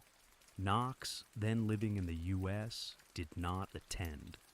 Solicito, who had remained in Italy, was briefly detained after the new ruling but released pending further appeal. His legal team appealed again, this time to Italy's highest court, the Court of Cassation. In March 2015, the court issued a final ruling. Both Knox and Solicito were definitively acquitted. The court stated that the case had been marked by stunning flaws in the investigation and concluded that there was insufficient evidence to support their involvement. The decision was final and could not be appealed further. Rudy Guade remained the only person convicted in the case. The legal journey spanned nearly 8 years and involved multiple trials, appeals, and international attention. For Amanda Knox and Rafael Solicito, it was the end of a protracted legal struggle. For the Kircher family, questions about the full circumstances of Meredith's death persisted. The outcome underscored the complexity of forensic investigations and the limits of legal certainty in a case that had captivated global attention. The March 2015 ruling by Italy's Court of Cassation marked the end of the criminal proceedings against Amanda Knox and Rafael Solicito. In a decisive judgment, the court acquitted both of the murder of Meredith Kircher, citing an absolute lack of biological traces linking them to the crime scene and identifying substantial investigative and procedural errors. The decision brought a definitive legal conclusion to a case that had spanned nearly a decade and undergone multiple reversals. The court's written reasoning, released months later, was sharply critical of the investigation. It highlighted contamination risks, reliance on circumstantial evidence, and a lack of corroborating proof.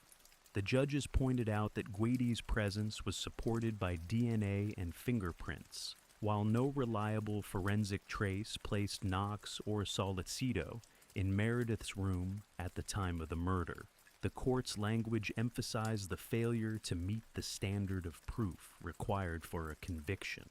Knox, who had returned to the United States in 2011, welcomed the decision.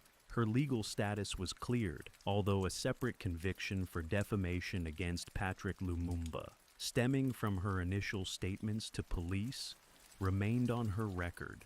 In 2016, the European Court of Human Rights ruled that her rights had been violated during questioning, citing denial of legal counsel and inadequate translation. The Italian state was ordered to pay compensation for these breaches. Solicito remained in Italy throughout the legal battle. After the final acquittal, he expressed frustration over the years spent under suspicion and the damage to his personal life.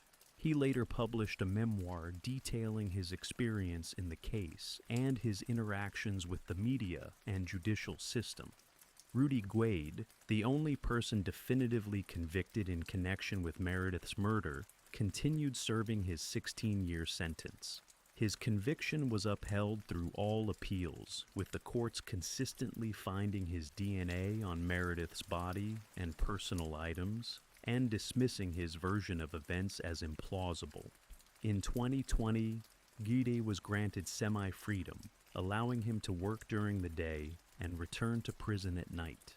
In 2021, he was released early from prison after serving 13 years. The reactions to Guaidi's release were mixed. Critics argued that the sentence was insufficient given the gravity of the crime. Supporters of Knox and Solicito emphasized that Guaida's conviction as a lone assailant had been legally affirmed, while the Kircher family expressed concern that justice had not been fully served. For Meredith's family, the years following the final ruling were marked by quiet dignity. They maintained a focus on her memory, avoiding public debate about the acquittals while reiterating their enduring pain and the absence of full clarity about what happened on the night of her death. The case had a lasting impact on Italy's justice system. Legal scholars and observers pointed to its handling as a cautionary tale about the use of forensic evidence, media pressure, and the treatment of suspects. The procedural history became a point of study in law schools and seminars on criminal justice reform. Despite the legal closure, public opinion remained divided. Supporters of Knox and Sollecito saw the case as emblematic of wrongful accusation and judicial failure. Others remained skeptical, focusing on early inconsistencies and the possibility of undisclosed details. The case continued to be the subject of books, documentaries, and academic analysis. Meredith Kircher's name remained central throughout. Her friends and family described her as bright, warm, and thoughtful, a young woman who embraced the opportunity to study abroad. Though legal decisions reshaped the narrative around her death, they did not alter the tragedy of a life cut short. From the moment of Meredith Kircher's murder, the media played a powerful and often controversial role in shaping public understanding of the case. The combination of a brutal killing, international students, and dramatic legal turns created an irresistible narrative for global audiences. In particular, Amanda Knox became the focal point of intense and sustained coverage, both in Italy and abroad. Italian newspapers and television programs followed the investigation closely, often echoing details from police sources.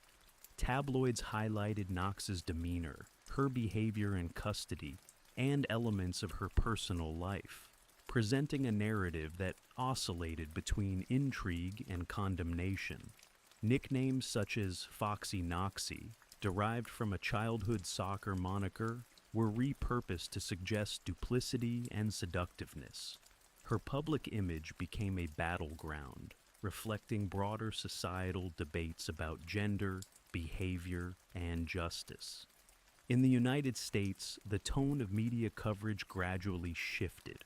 While early reports echoed Italian perspectives, later coverage became more sympathetic to Knox.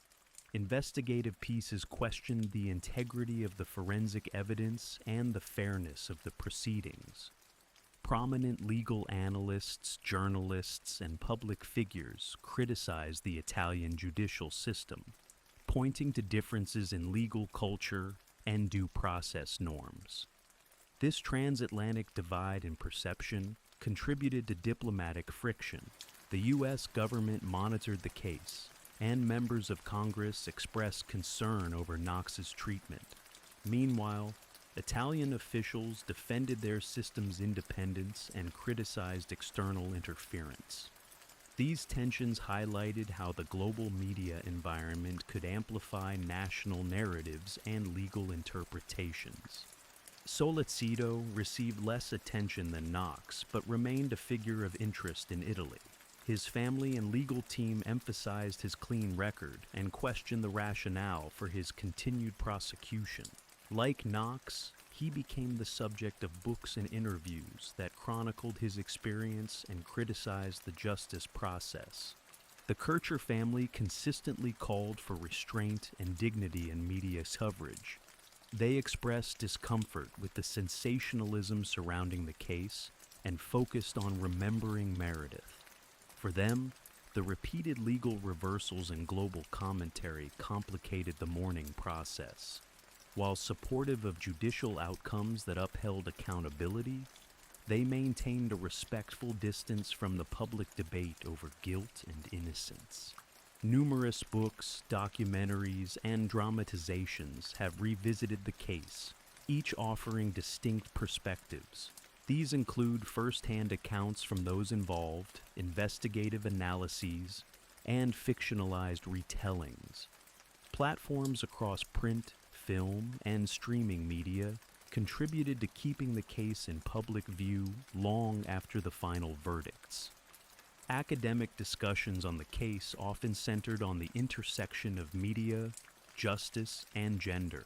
Scholars examined how Knox's portrayal reflected societal attitudes toward female defendants and how media pressure may have influenced investigative decisions. Others focused on the role of forensic science in trials and the challenges of interpreting complex evidence in emotionally charged cases.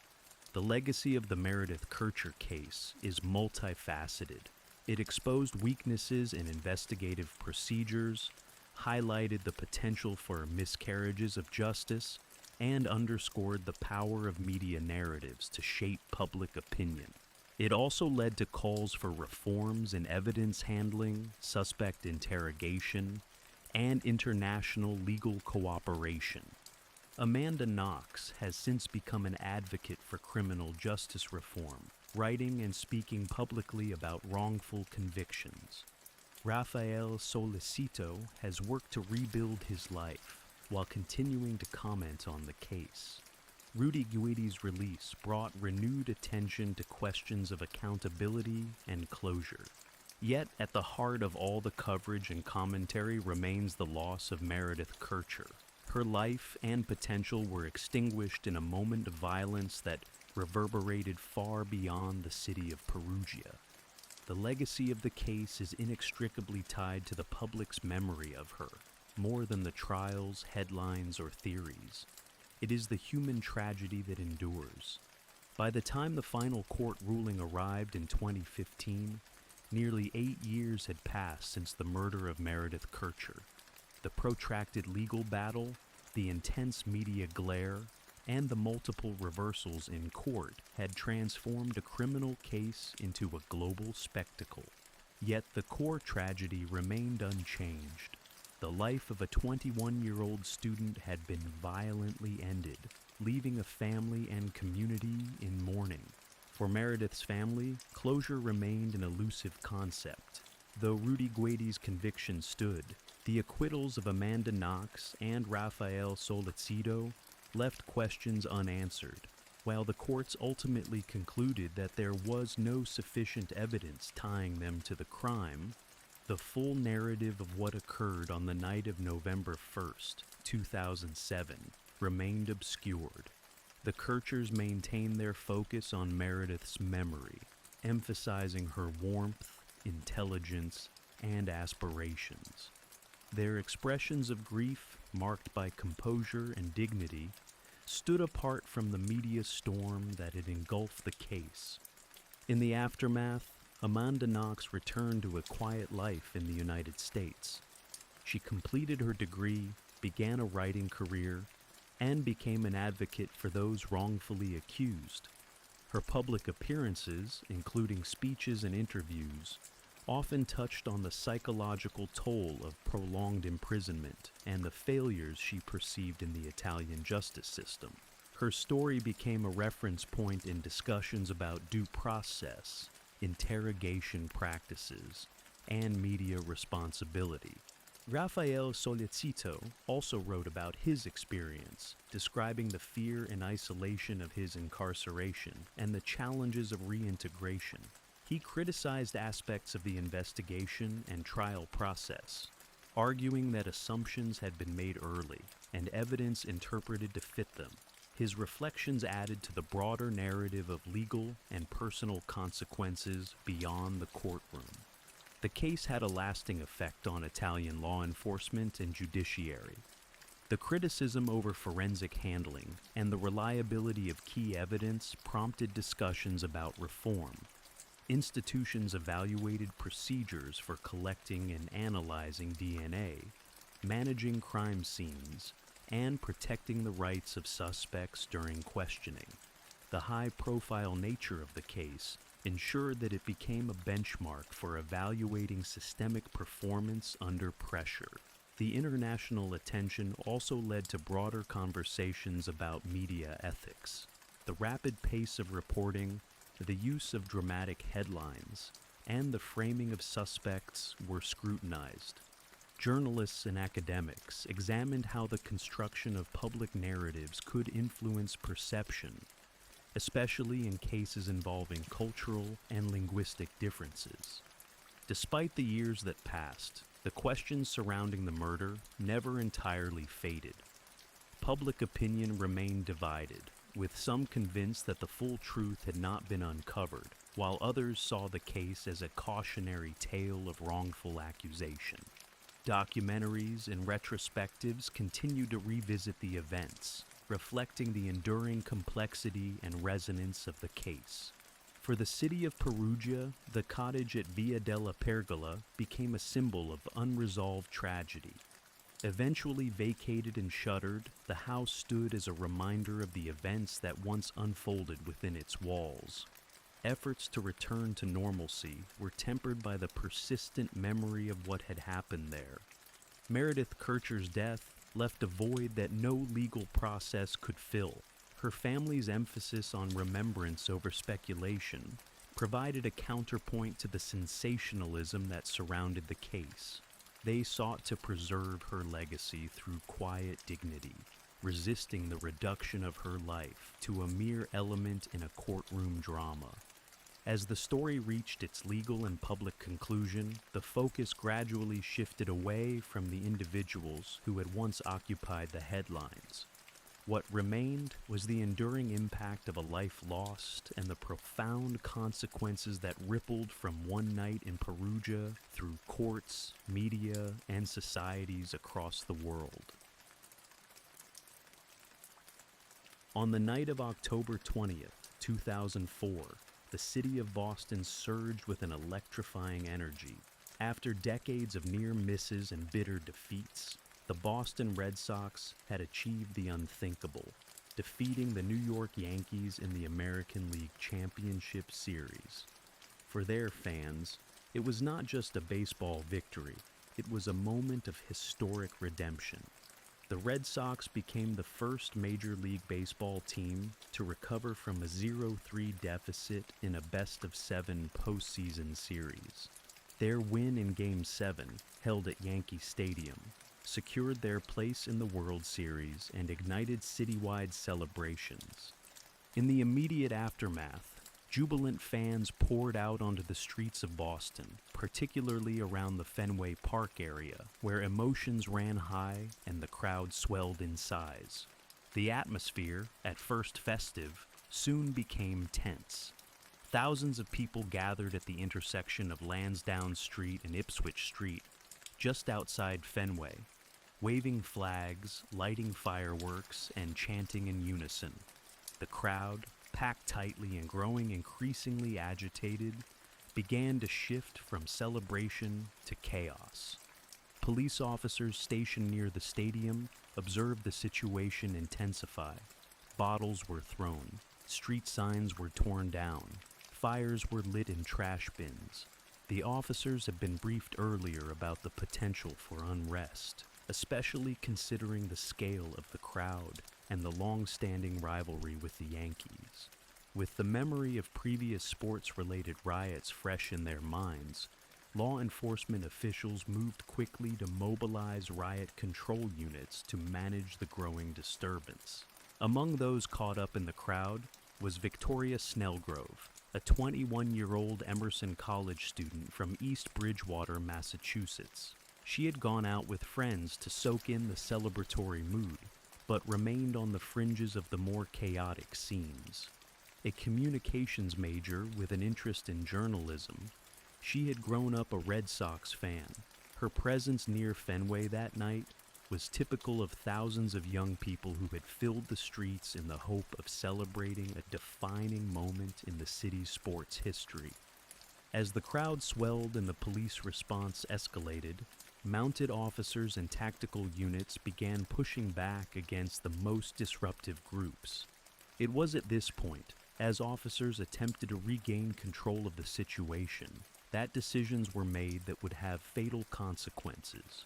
Despite efforts by many to de-escalate, the situation spiraled further.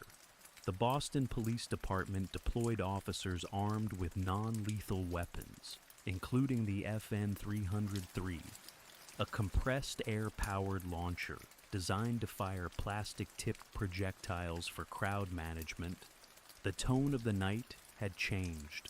What began as a moment of triumph had taken a darker turn, and as officers prepared to use crowd dispersal tactics to restore order, Victoria Snellgrove remained near the edge of the gathering, unaware that she was within range of a weapon whose use would be fatally misjudged.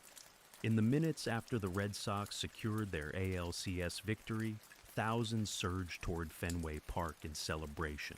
The streets surrounding the stadium quickly filled with chanting fans, many waving flags, climbing poles, and setting off fireworks. The density of the crowd reached its peak near Lansdowne Street and the intersection with Van Ness and Ipswich Streets, where revelers pushed into a tight, unregulated cluster. Police initially maintained a perimeter and monitored the crowd. As more fans arrived, reports of property damage began to accumulate. Bottles were being thrown at buildings and vehicles. Some celebrants climbed onto cars, jumped on roofs, and banged on windows. Fireworks exploded in the air and on the pavement. Dumpsters were tipped, trash set alight. Though not all in the crowd were participating in destructive acts, the atmosphere became increasingly volatile. In response, the Boston Police Department activated its tactical patrol force. Officers were deployed in riot gear, helmets, batons, shields, to form lines aimed at containing and dispersing the crowd. Loudspeaker announcements instructed people to leave the area. Mounted units on horseback moved through key intersections to break up densely packed clusters of individuals. Despite these efforts, many in the crowd resisted the calls to disperse. Some hurled projectiles toward police lines. Glass bottles, cans, and rocks were thrown. Others jeered, recording videos or waving their arms defiantly. The mood in sections of the crowd shifted from celebratory to confrontational. The unpredictability of crowd behavior created a sense of urgency among police supervisors who worried about escalation and injury. Police commanders made the decision to deploy less lethal munitions to manage the disorder. The FN 303 system was chosen for its advertised ability to subdue individuals without causing permanent harm. The launcher, about the size of a rifle, used compressed air to fire projectiles designed to mark or incapacitate targets with blunt impact. Officers had received training on its use, but this was the first time the weapon was deployed during a large-scale public event in Boston. At approximately 1 a.m., a tactical patrol force unit moved into position near the corner of Lansdowne and Ipswich. Officers loaded FN 303 launchers with plastic projectiles. Their objective was to target individuals who posed a threat to safety, those throwing objects or attempting to incite further violence. Victoria Snellgrove remained near a stone wall at the edge of the crowd, about 20 feet from the street. She and others in that area were not engaged in any hostile behavior. Video footage and later investigations would confirm that Snellgrove was standing passively, possibly trying to assess how to exit the congested scene. In the background, some in the crowd continued to shout and throw debris, prompting officers to raise their weapons. Within seconds, an FN 303 was fired into the crowd. A plastic projectile, approximately 6 inches long and filled with a powdered marking agent, struck Victoria Snellgrove in the head. Witnesses nearby reported seeing her collapse instantly, blood pooling near her face.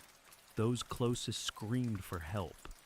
Officers moved quickly to call for emergency medical support, while others attempted to clear a path through the panicked crowd. The noise, confusion, and poor visibility contributed to the difficulty in assessing what had happened, but within moments it was clear that something had gone gravely wrong. The FN 303 was introduced to the Boston Police Department as a part of its evolving approach to crowd control.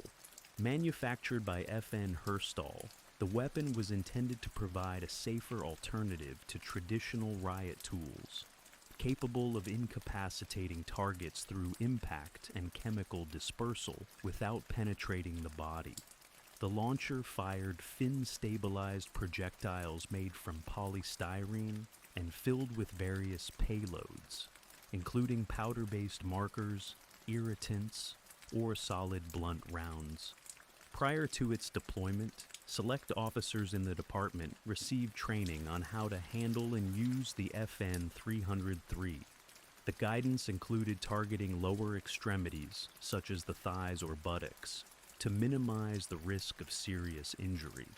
The system was marketed as accurate and capable of precise targeting up to distances of about 100 feet. However, internal discussions acknowledged its limitations, including the potential for ricochet, trajectory deviation, and inaccurate placement under stress. On the night of October 20th, 2004, officers deployed near Fenway Park were briefed to bring crowd control equipment, including the FN 303. Officer Rochefort-Millian was among those carrying the launcher. Positioned within the tactical patrol force on Lansdowne Street, Millian had visual contact with a group of individuals deemed disorderly, some throwing bottles in the direction of police. The decision to use the FN 303 was made in real time as officers tried to clear the area and subdue perceived threats. Millian aimed and fired the FN 303 toward what he believed to be the source of bottle throwing. However, in the chaos and dim lighting, the projectile did not strike its intended target. Instead, it hit Victoria Snellgrove, standing nearby. The round struck her just above the left eye. Despite the non-lethal classification, the impact proved devastating. The FN 303 projectile caused a severe cranial injury. The force of the blow led to internal bleeding and unconsciousness. Bystanders screamed and called for help. Officers who witnessed the event quickly radioed for medical assistance. A Boston EMS crew nearby responded within minutes. Paramedics found Snellgrove unresponsive but breathing, and she was transported to Brigham and Women's Hospital. Following the incident, the launcher used in the shooting was secured. Internal documentation and equipment analysis later revealed that the trajectory may have been affected by the range and crowd density, making precise targeting difficult. The FN 303's performance was called into question, especially in conditions involving partial visibility, movement, and high stress. The officer involved was placed on administrative leave pending the results of internal reviews. Supervisors on the ground reported the use of the weapon through command channels. Meanwhile, senior department officials began preparing for the inevitable questions that would arise once the public learned of the shooting. Although intended as a controlled, non-lethal intervention, the deployment of the FN 303 that night had yielded a lethal consequence. Victoria Snellgrove's injury would become a focal point in the debate over the use of force and the tools police rely on to manage civil unrest.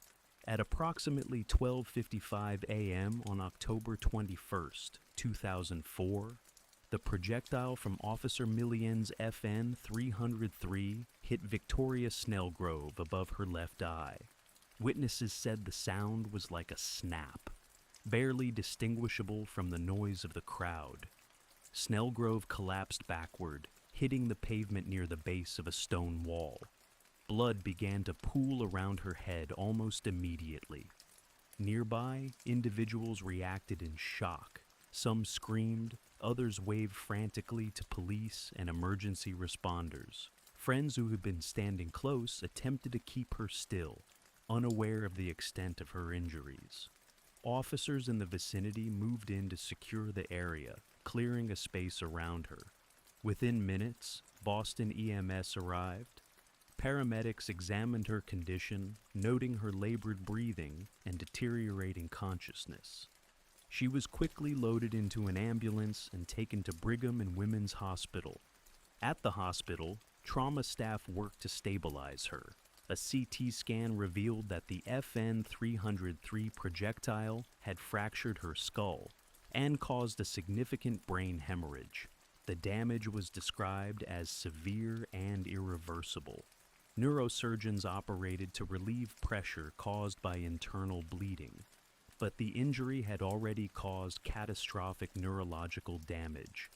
By early afternoon, Victoria Snellgrove was on life support. Her family had been notified and began gathering at the hospital. Her father, Richard Snellgrove, arrived and was briefed by medical personnel on her condition. The gravity of the injury left little room for hope. News of the incident began circulating within the police department.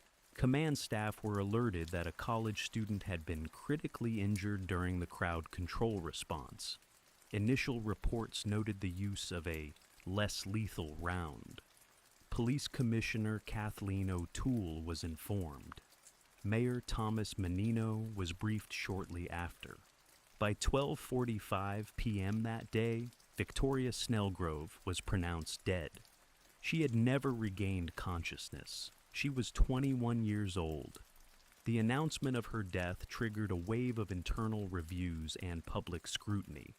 By mid-afternoon, the Boston Police Department confirmed that a projectile fired by an officer had struck a bystander during the post-game disturbances. Commissioner O'Toole held a press conference and expressed condolences, vowing a full investigation. The FN 303 used in the incident was taken into custody for forensic analysis. The death of Snellgrove marked a stark turning point in the narrative of the Red Sox's historic postseason.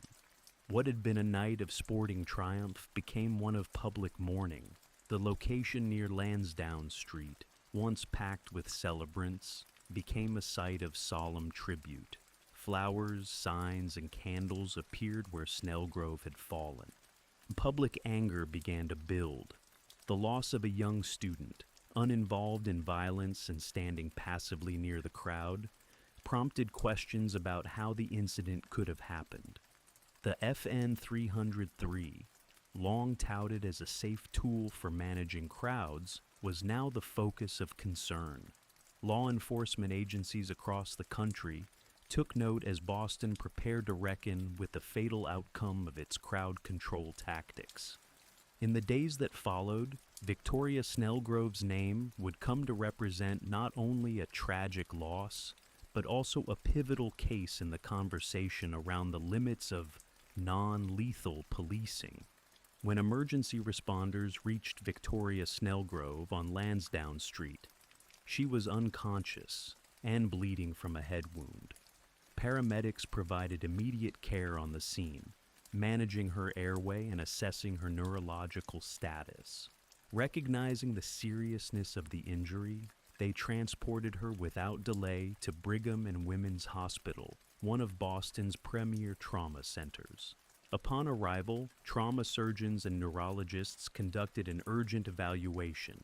Diagnostic imaging revealed a depressed skull fracture and significant intracranial hemorrhaging. The plastic projectile had penetrated the skin and bone above her eye, causing a rapid and uncontrollable buildup of pressure within her skull. The neurological damage was profound. Despite surgical intervention to relieve the pressure and remove damaged tissue, the injury was deemed non-survivable. Victoria remained on life support while her condition was evaluated further. Her family gathered in the hospital, receiving updates from medical staff. By midday on October 21st, it became clear that her brain function had ceased. A decision was made to remove her from life support.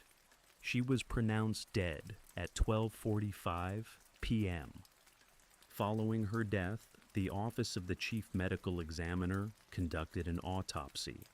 The report concluded that the cause of death was a blunt force head injury, consistent with being struck by a high-velocity projectile.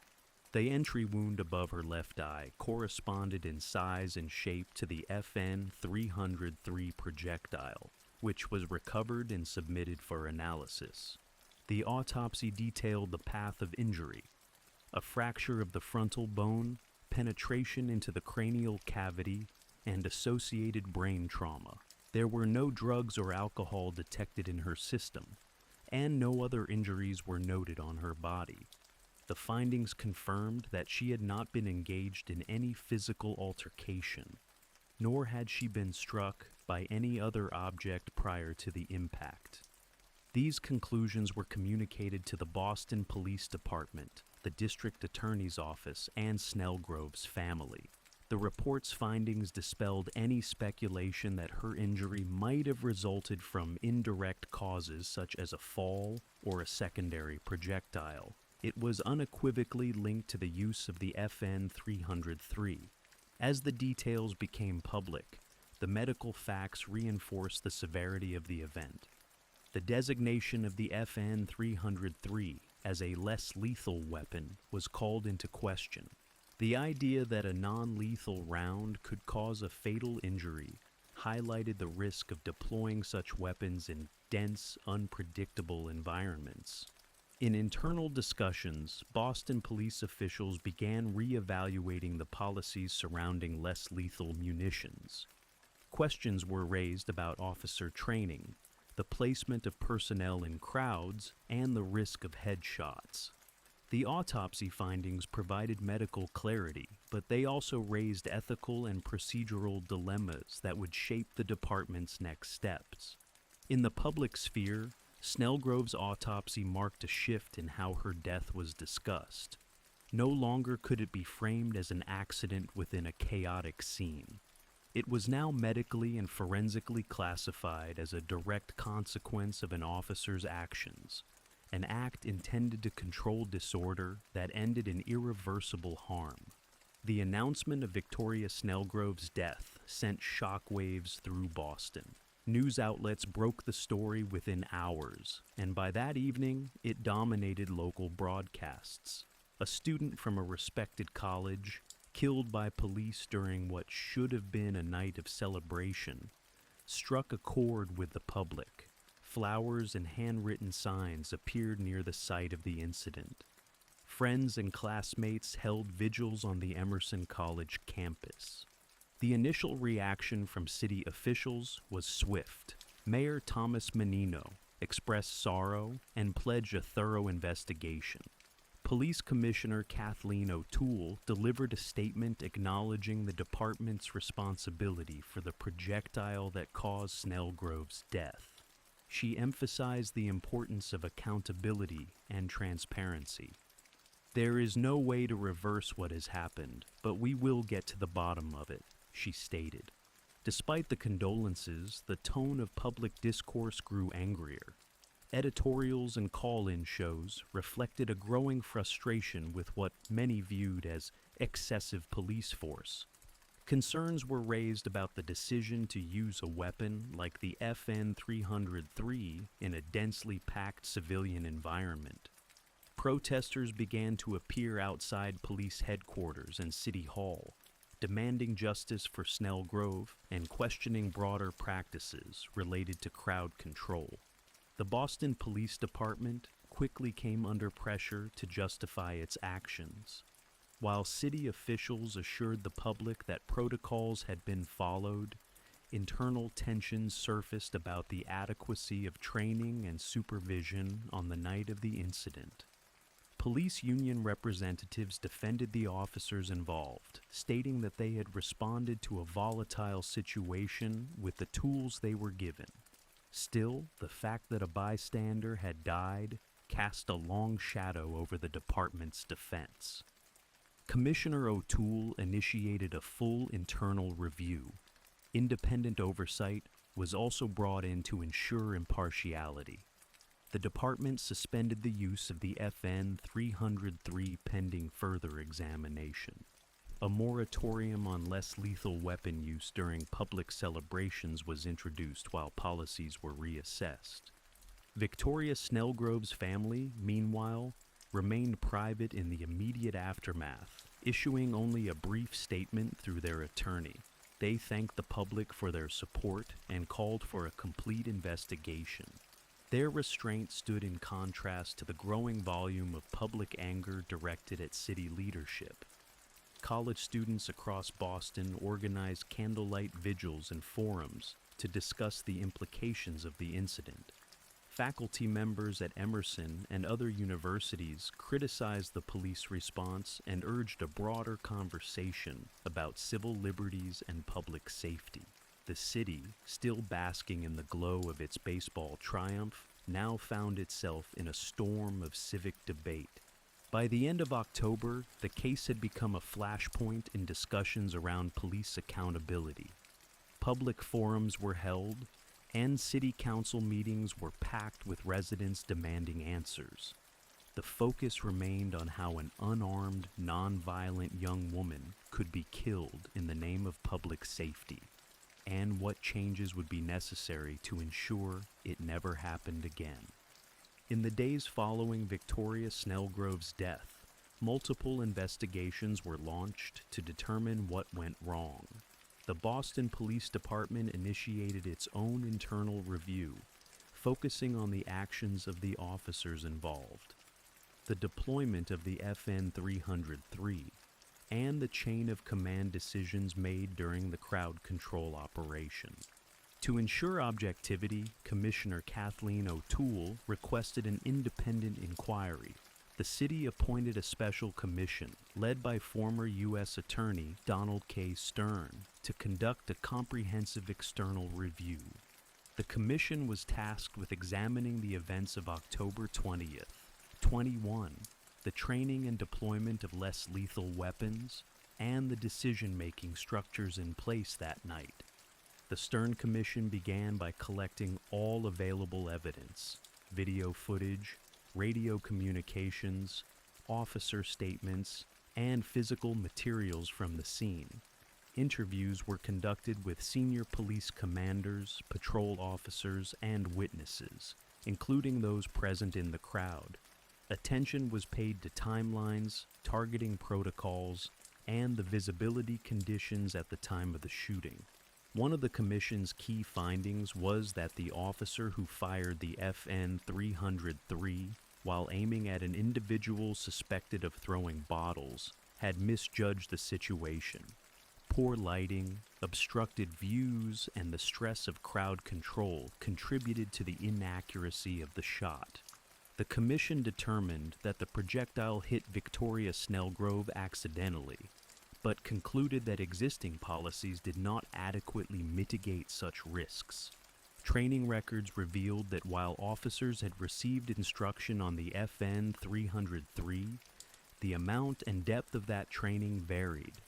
There was no clear guidance on how to deploy the weapon in densely packed environments, nor sufficient emphasis on the danger of head and neck shots. Furthermore, supervisors on the scene had limited experience with large-scale disturbances and had not undergone specialized riot control training.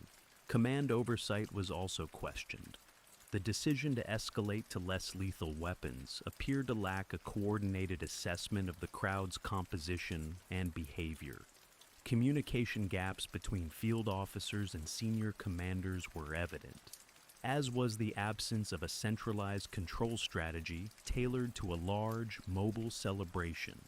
The Commission's final report, delivered publicly, was critical of both tactical decisions and systemic shortcomings. While it did not find evidence of criminal intent, it characterized the response as flawed and preventable. It recommended immediate changes to training procedures, command protocols, and equipment use policies. In response, Commissioner O'Toole acknowledged the findings and took disciplinary action. The officer who fired the fatal shot, Rochefort Millian, was placed on administrative duty. Two senior supervisors who failed to properly oversee the operation were demoted. A full review of the FN 303 and similar devices was ordered. The Boston Police Department also pledged to overhaul its approach to managing large public gatherings. These changes included revised guidelines for non-lethal weapons, mandatory training modules, and clearer lines of communication during crowd events. While the Stern Commission's report helped clarify what went wrong, it did little to ease the grief of Snellgrove's family or calm the public. The accountability measures, though meaningful, underscored the limitations of systems meant to protect the public. The focus now shifted to whether policy reforms would be implemented, and whether they would be enough. As public investigations progressed, Victoria Snellgrove's family pursued legal recourse. In early 2005, they filed a wrongful death lawsuit against the city of Boston and FN Herstal, the Belgian manufacturer of the FN 303 weapon. The suit alleged negligence in both the deployment of the weapon and its design, asserting that the death could have been avoided with proper oversight, training, and equipment safety. The legal complaint detailed the timeline of events and the nature of the injury, emphasizing that Snellgrove was not involved in any criminal activity or aggressive behavior. It contended that the police had acted recklessly in a civilian environment and that the weapon itself was inherently dangerous when used improperly.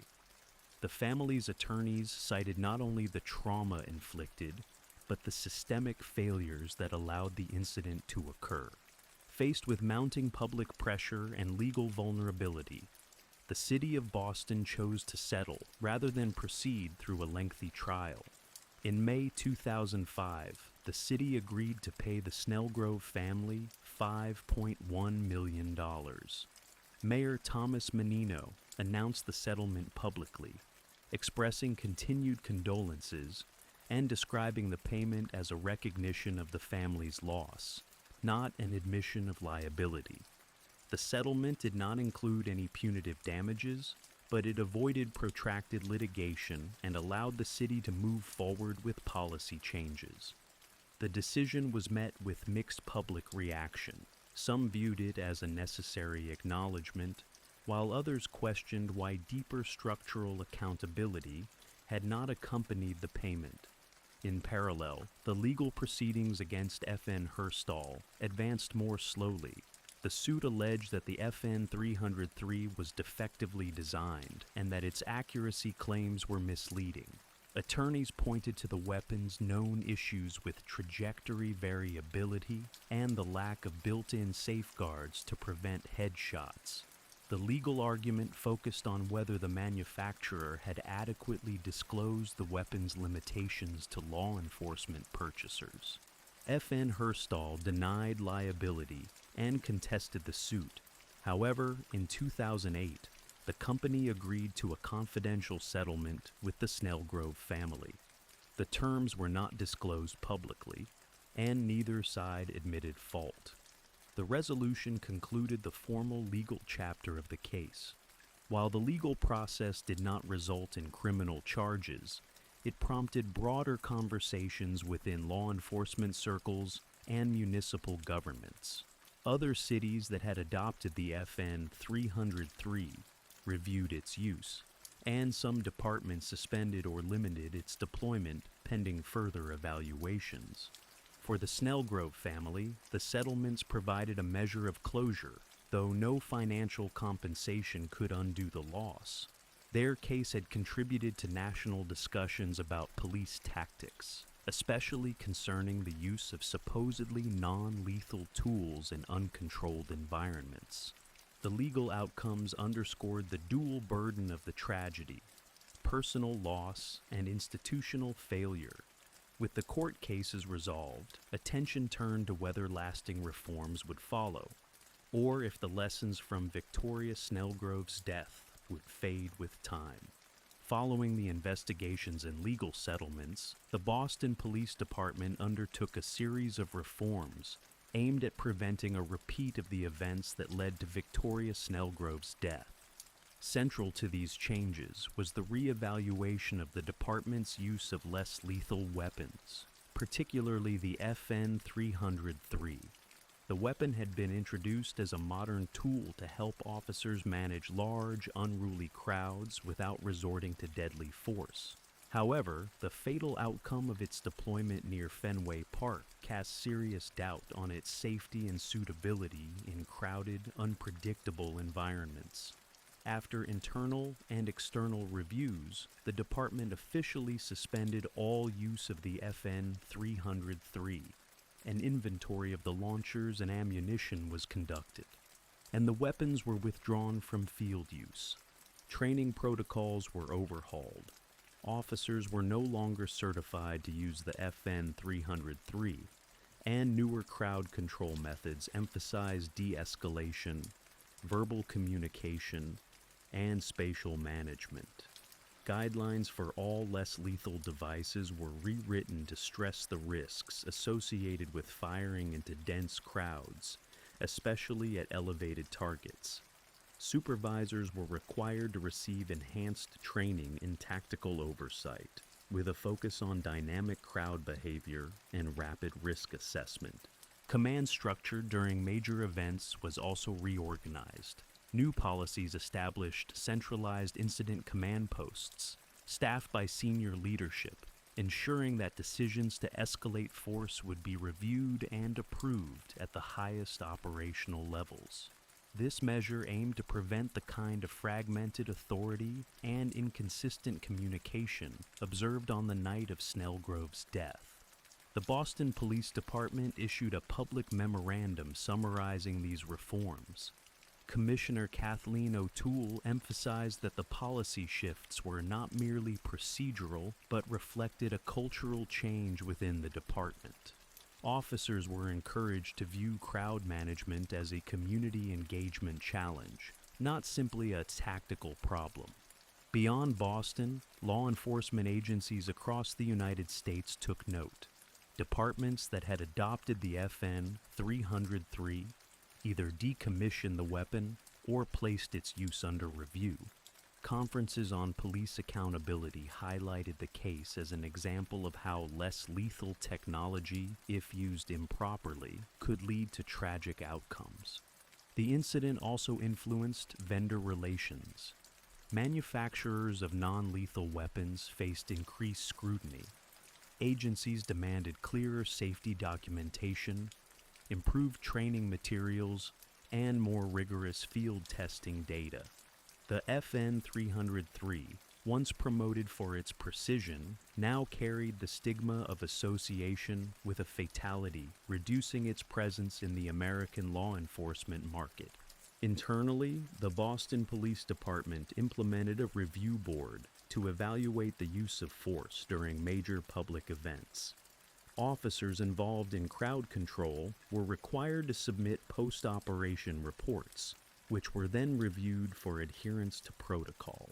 These steps were meant to create accountability and traceable decision-making in volatile situations.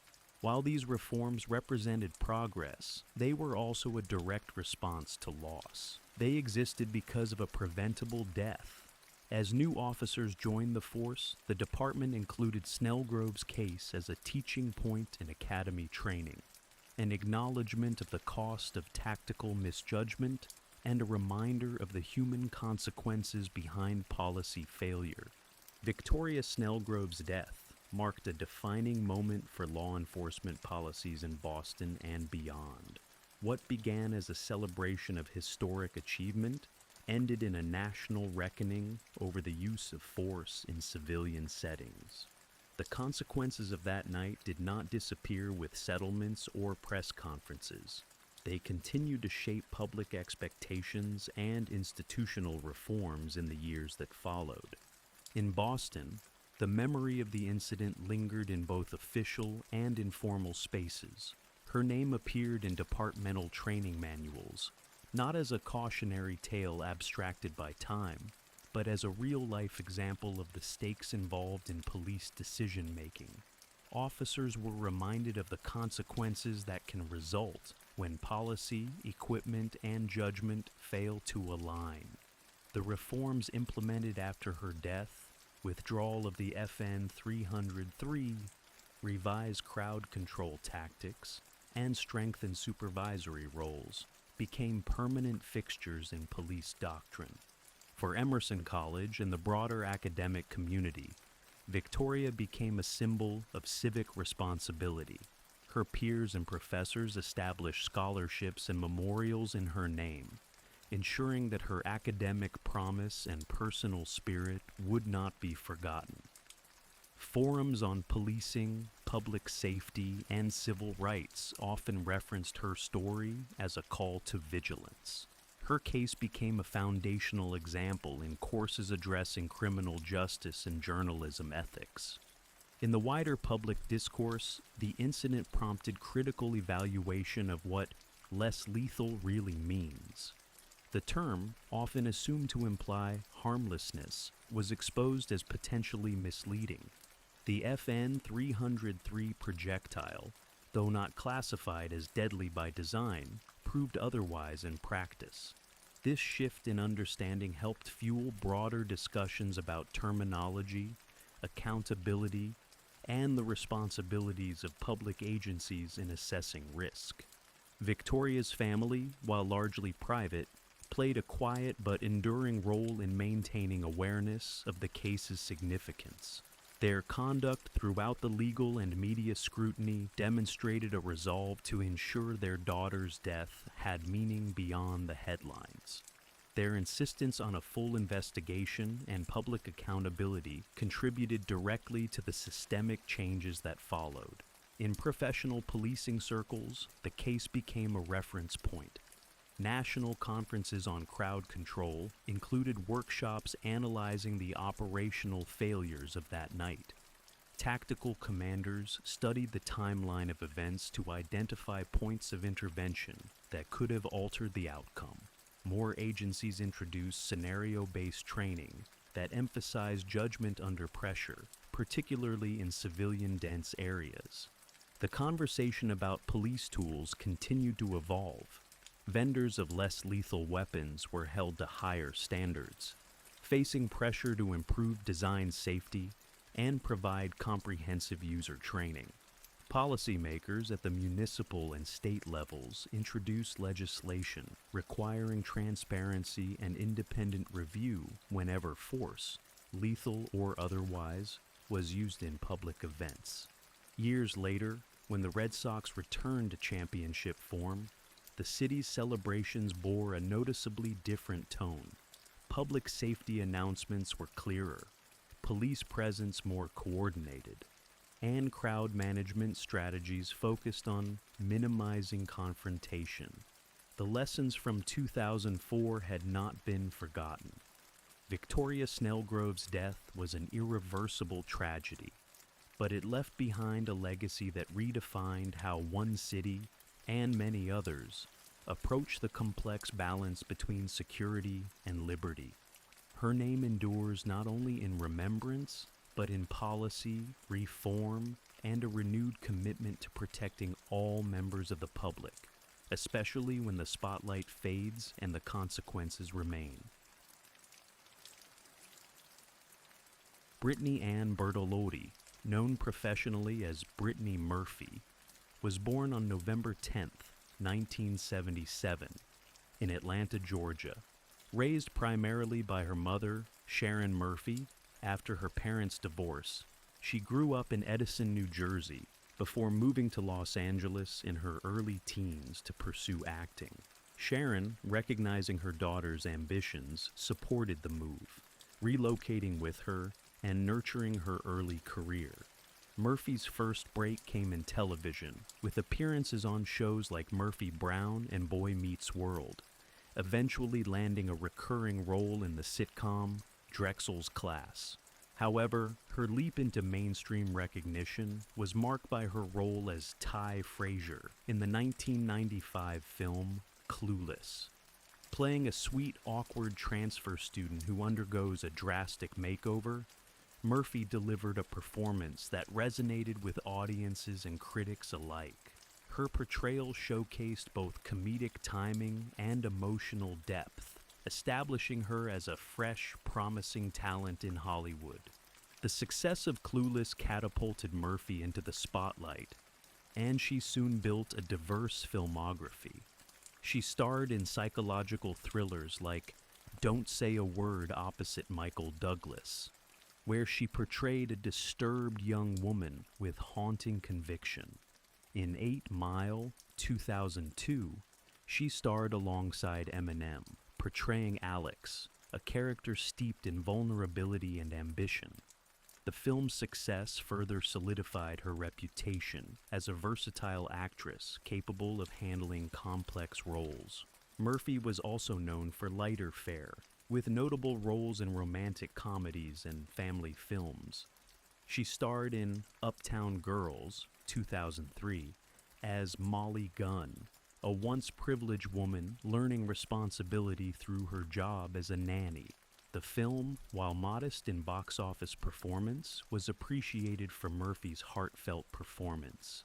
She voiced the character of Luann Platter on the animated series King of the Hill for over a decade, adding another dimension to her career. Her professional life was marked by a consistent work ethic. Friends and colleagues often described her as dedicated, energetic, and eager to please. Her on-screen presence was buoyant, often marked by an infectious charm and emotional authenticity that made her characters relatable. Off-screen, Murphy maintained a relatively low profile compared to many of her contemporaries.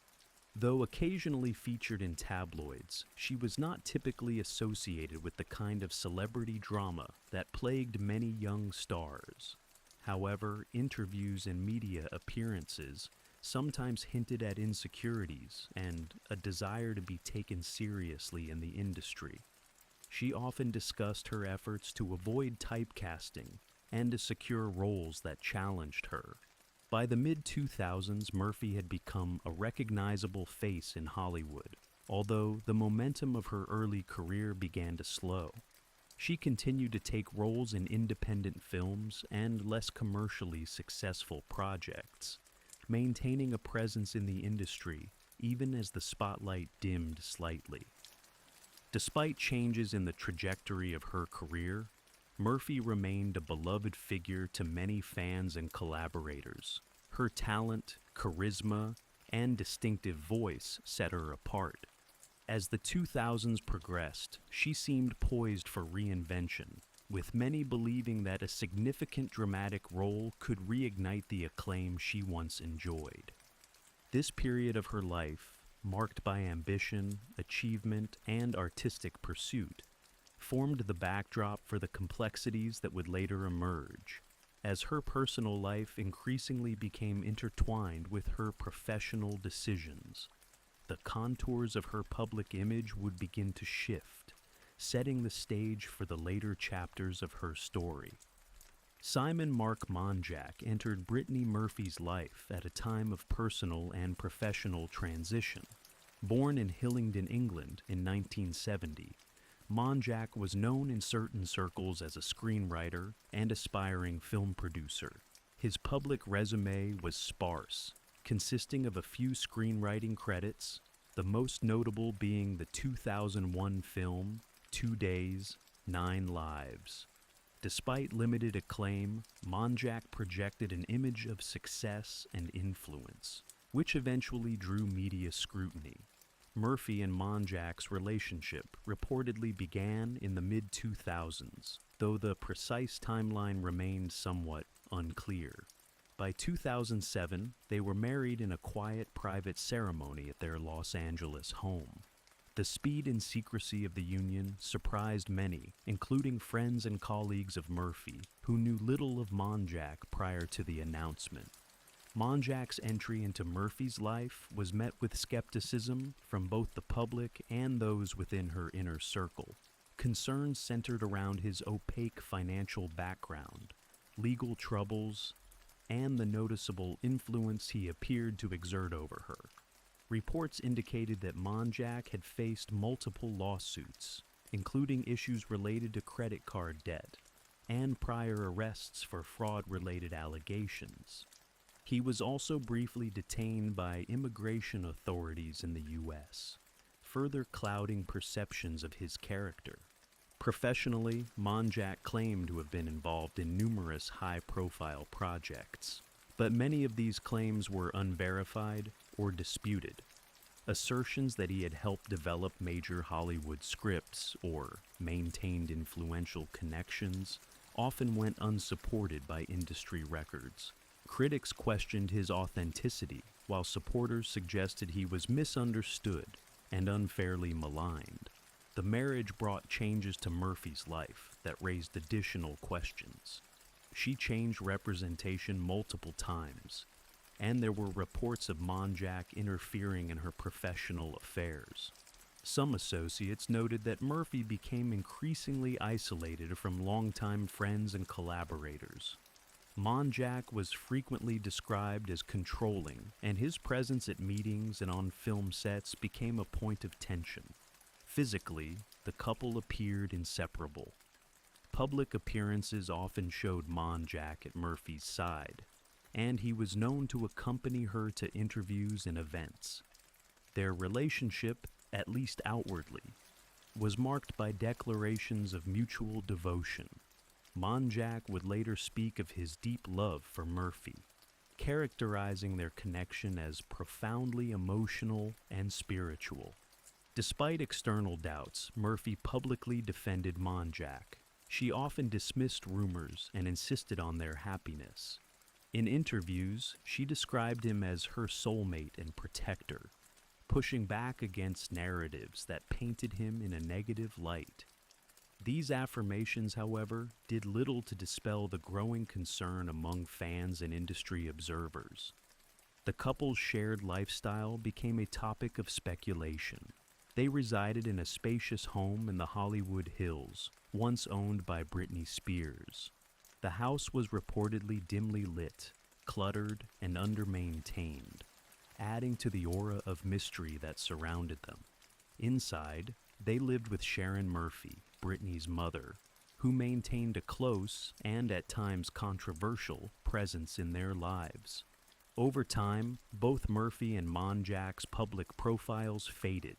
She continued to work, albeit in smaller or less visible roles, while he remained largely out of the spotlight, surfacing only in occasional interviews or public statements defending their marriage.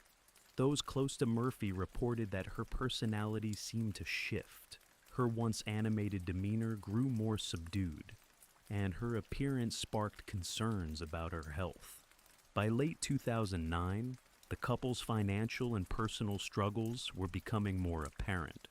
Reports suggested they faced mounting debts, declining professional opportunities, and deteriorating health.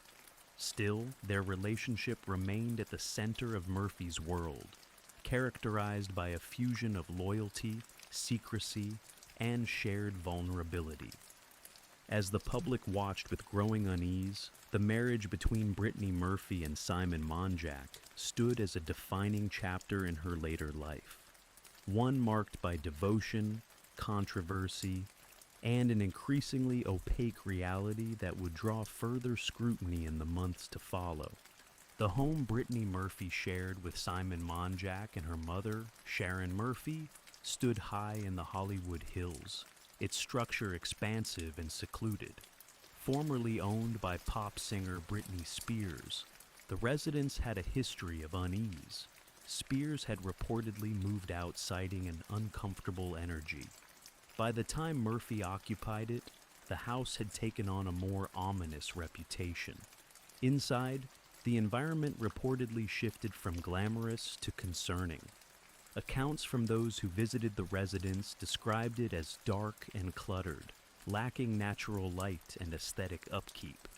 The decor was described as eclectic, with rooms filled with stacks of boxes, personal items left in disarray, and areas appearing unclean or even unsanitary. The visual disarray seemed to reflect deeper undercurrents of disorder in the household. The trio living there, Murphy, Monjack, and Sharon, shared an unusually close domestic life. Sharon reportedly had her own room, but over time, the lines between privacy and intimacy blurred. After Murphy's death, this dynamic drew particular attention, as the roles and relationships among the household members appeared unconventional and difficult to categorize. Despite the apparent domestic stability from the outside, those who knew the couple reported a growing sense of isolation. Murphy had increasingly withdrawn from former friends and colleagues, many of whom found it difficult to reach her. This withdrawal was often attributed to Monjack's influence, as he was believed to have discouraged outside contact and controlled many aspects of her schedule and interactions. The household's atmosphere grew heavier as health concerns emerged. Murphy reportedly suffered from frequent illnesses, with sources later revealing that she had been battling flu-like symptoms in the weeks leading up to her death. At the same time, Monjack himself was in visibly poor health, appearing bloated and lethargic in public appearances. His explanations varied, sometimes attributing his condition to stress or undisclosed illnesses. Financial troubles compounded the stress. The couple was facing multiple debts, including unpaid credit card bills, lawsuits, and tax issues.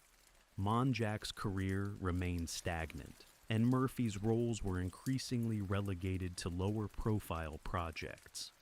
The house itself, once a symbol of success, was becoming a physical and symbolic burden. Within this environment, medications became a fixture.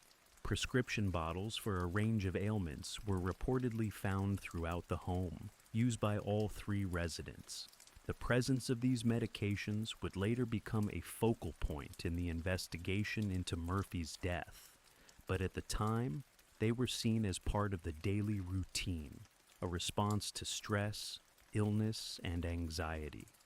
The household had also become wary of external intrusion. It was equipped with an extensive security system, and Monjack was known to distrust outsiders. Interviews and testimonies later revealed that he had even hired private security at times and avoided media unless strictly necessary. The couple's seclusion seemed deliberate, as if they were attempting to shut out a world they no longer trusted. Murphy's professional interactions also reflected this insularity. There were reports of erratic behavior on set, missed call times, and difficulty securing insurance for film roles due to concerns about her health and reliability. Some directors expressed regret over what they perceived as a decline in her reliability, though many remained sympathetic to the pressures she faced. Throughout this period, Murphy continued to express affection and gratitude for her family, particularly her mother. Sharon remained a constant presence, involved not only in personal matters, but also in the logistics of Murphy's career. Publicly, Murphy emphasized their bond, describing Sharon as her best friend and closest confidant. Yet beneath the surface, the household appeared to be straining under the weight of unaddressed issues, medical, emotional, and financial.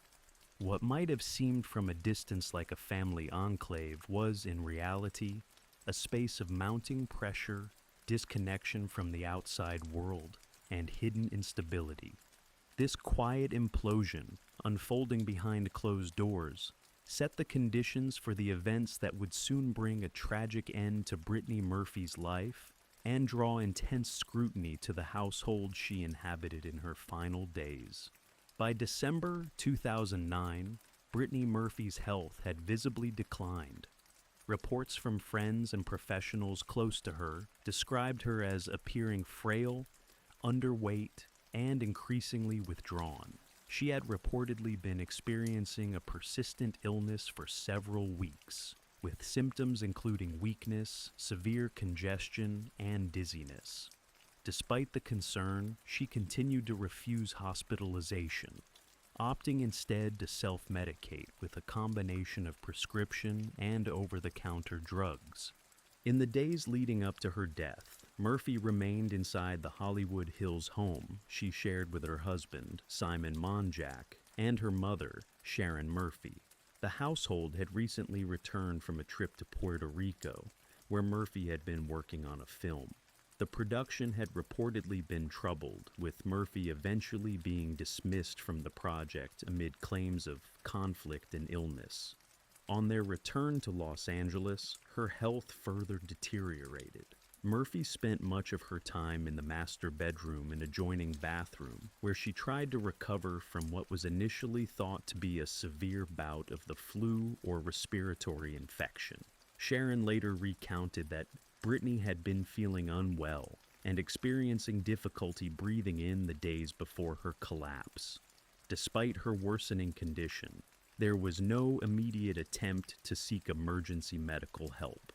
On the morning of December 20th, 2009, a 911 call was placed from the residence.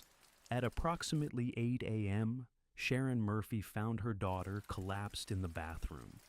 Emergency responders arrived within minutes and attempted to revive her.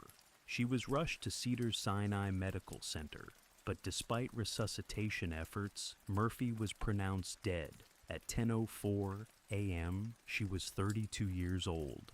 The suddenness of her death stunned both the public and those close to her. Murphy's passing was initially attributed to cardiac arrest, though no official cause was immediately confirmed. Her body was transported for autopsy, and an investigation was opened to determine the circumstances of her death. At the residence, investigators found a scene that added to the confusion and concern. Multiple prescription medications were discovered, many of them in Monjack's name or Sharon Murphy's.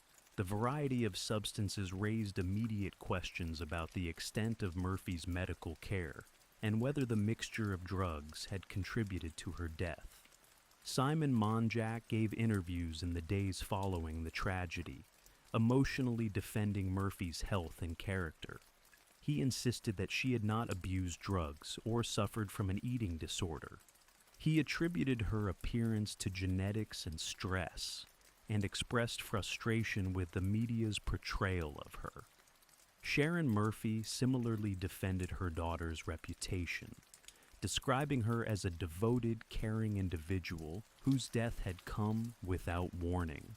In the hours and days that followed, speculation intensified. The combination of Murphy's young age, sudden death, and the unusual circumstances within her home led to a wave of media coverage. Tabloids and news outlets raised theories ranging from overdose to foul play. The presence of Monjack, whose past had come under renewed scrutiny, added to the intrigue. Despite the swirling theories, official statements remained cautious. Investigators continued their review, collecting toxicology samples and examining the living conditions. The house was not deemed a crime scene, but the unusual circumstances led authorities to take a comprehensive approach in gathering evidence. Murphy was buried 4 days later at Forest Lawn Memorial Park in Hollywood Hills. The ceremony was private, attended by close family and friends. The loss sent shockwaves through Hollywood, prompting tributes from co-stars and filmmakers who recalled her talent, generosity, and energy. Many spoke of her potential, still unfulfilled, and the void left by her absence. As the investigation progressed into the new year, questions remained. The house on Rising Glen Road, once a refuge from the pressures of fame, had become a focal point of mystery and sorrow. Within its walls, the final days of Brittany Murphy's life unfolded under a haze of illness, emotional turmoil, and unanswered questions that would linger far beyond her passing. Following Brittany Murphy's sudden death, the Los Angeles County Coroner's Office undertook a comprehensive investigation. An autopsy was performed the day after her passing, accompanied by extensive toxicology tests. and a review of her medical history. Given the public attention surrounding her case, officials approached the examination with particular care. The final autopsy report, released in February 2010, revealed that Murphy died primarily of pneumonia. The document detailed signs of an advanced respiratory infection that had gone untreated. She also suffered from iron deficiency anemia, a condition marked by low red blood cell levels and reduced oxygen circulation, which had weakened her further. According to the findings, both of these conditions were severe enough to have been life-threatening on their own. Contributing to her death was what the report described as multiple drug intoxication. A review of substances in her system revealed a mix of prescription and over-the-counter medications, all legally obtained. The drugs included those commonly used to treat colds, respiratory infections, and anxiety, such as acetaminophen, hydrocodone, and chlorpheniramine.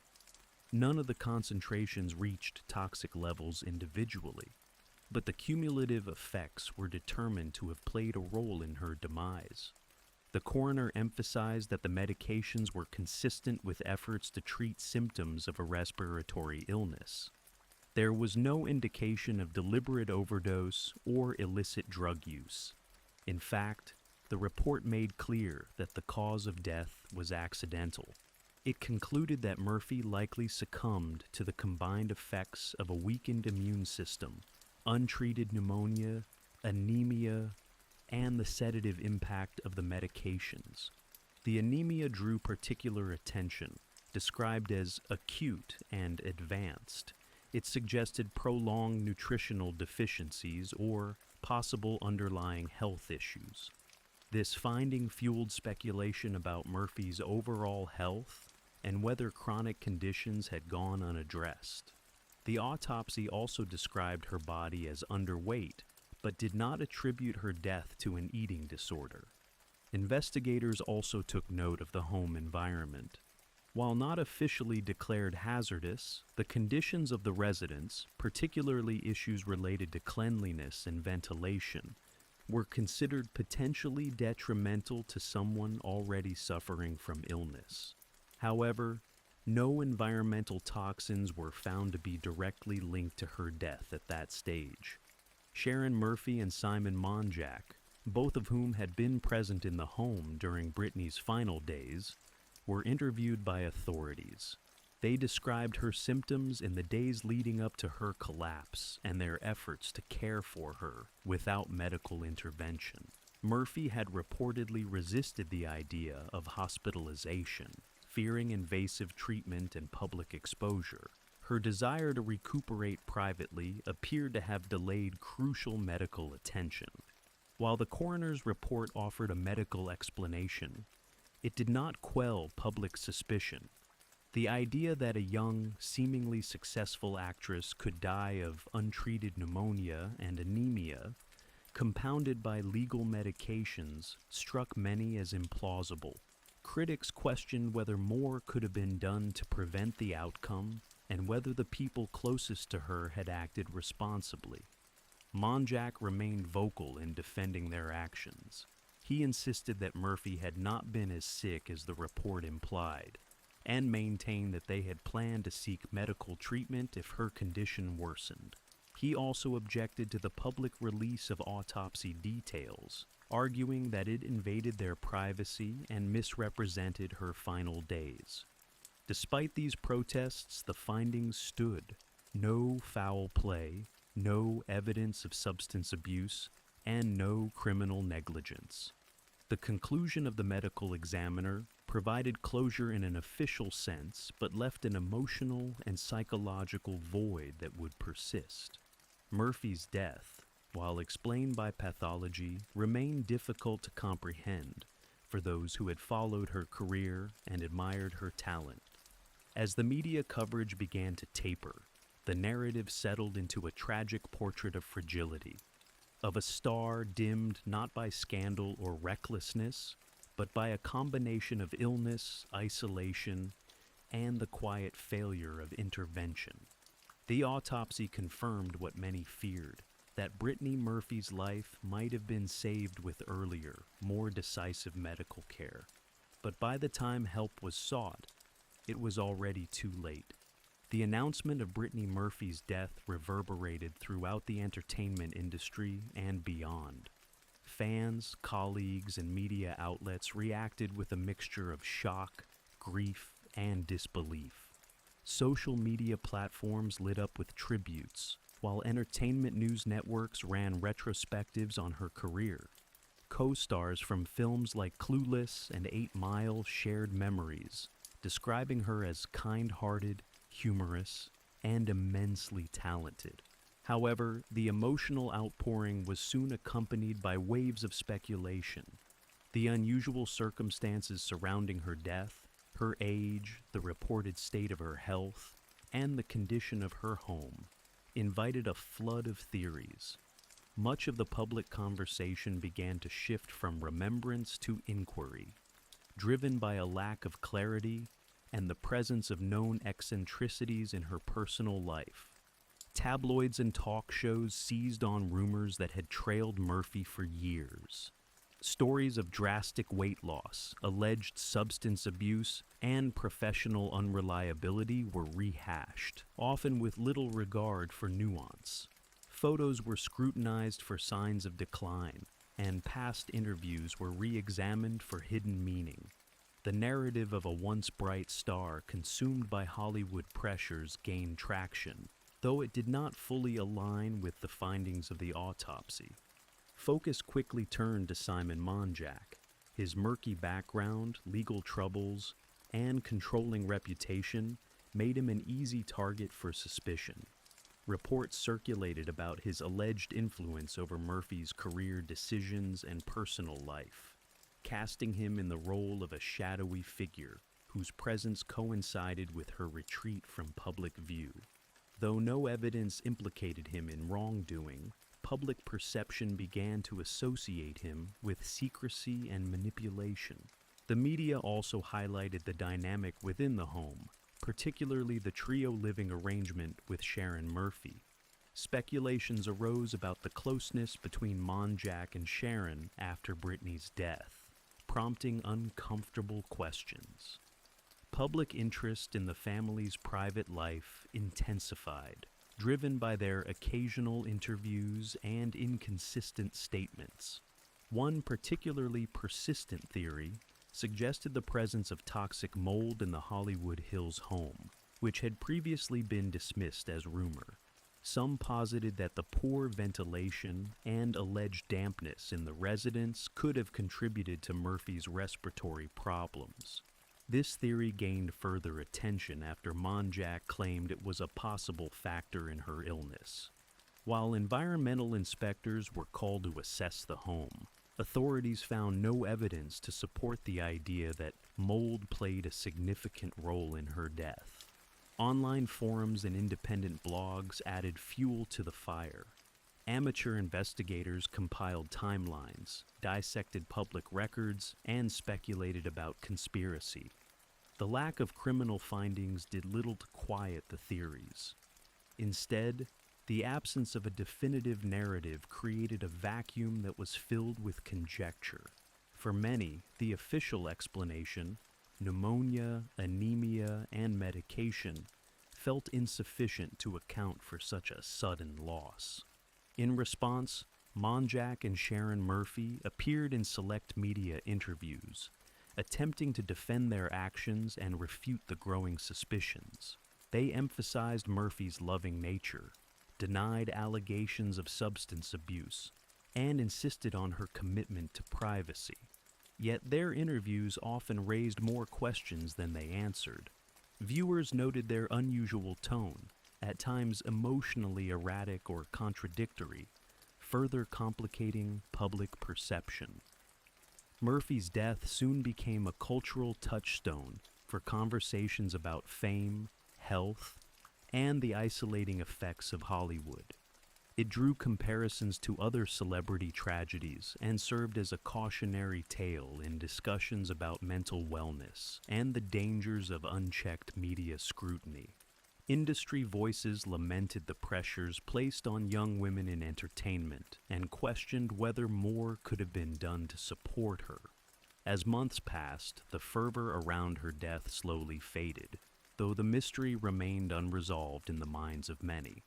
The contrast between the official findings and the public narrative underscored a broader tension between fact and belief, evidence and emotion. Brittany Murphy's legacy was now enmeshed in both admiration for her talent and an enduring curiosity about the circumstances of her passing. Barely 5 months after Brittany Murphy's passing, another shock came from the same residence. On the evening of May 23, 2010, emergency services were called to the Hollywood Hills home once again. Simon Monjack, 40 years old, was found unresponsive in the master bedroom. Sharon Murphy, who had continued to live in the home with him following Brittany's death, had placed the call. Paramedics declared him dead at the scene. The circumstances of Monjack's death bore striking similarities to those of his late wife. He had reportedly been suffering from health issues, including complaints of shortness of breath and fatigue. Like Murphy, he had refused to seek hospitalization. In the days leading up to his death, he had mentioned experiencing headaches and physical discomfort, but there was no indication that his condition was considered life-threatening. The Los Angeles County Coroner's Office once again conducted an autopsy. The cause of death was determined to be acute pneumonia and severe anemia, identical to the primary conditions found in Murphy's autopsy. Toxicology tests showed the presence of prescription medication in Monjack's system, but none at toxic levels. The death was officially ruled natural. The eerie parallels between the two deaths, occurring in the same house within months of each other, with the same primary causes, rekindled intense public interest. Media outlets revisited earlier speculation, and new theories emerged. The recurrence of pneumonia and anemia, typically treatable with medical care, deepened the mystery. Questions resurfaced about the health conditions inside the house, the couple's lifestyle, and the medical decisions they had made, or avoided. Monjack's death also cast new light on his relationship with Sharon Murphy. In the wake of Brittany's passing, the two had reportedly grown closer, with Sharon assuming a caregiving role. Their continued cohabitation puzzled many observers and fueled public debate. After his death, Sharon was again left to address the press, defending the household and reiterating her belief that both deaths were tragic, coincidental losses.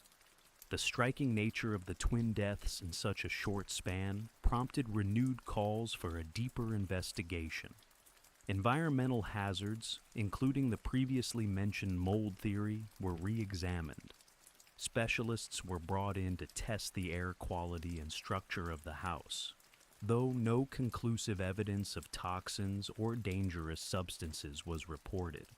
Ultimately, officials maintained their position.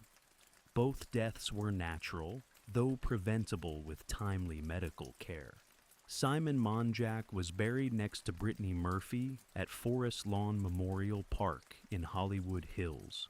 The joint resting place symbolized the final chapter of a relationship that had sparked controversy and compassion in equal measure.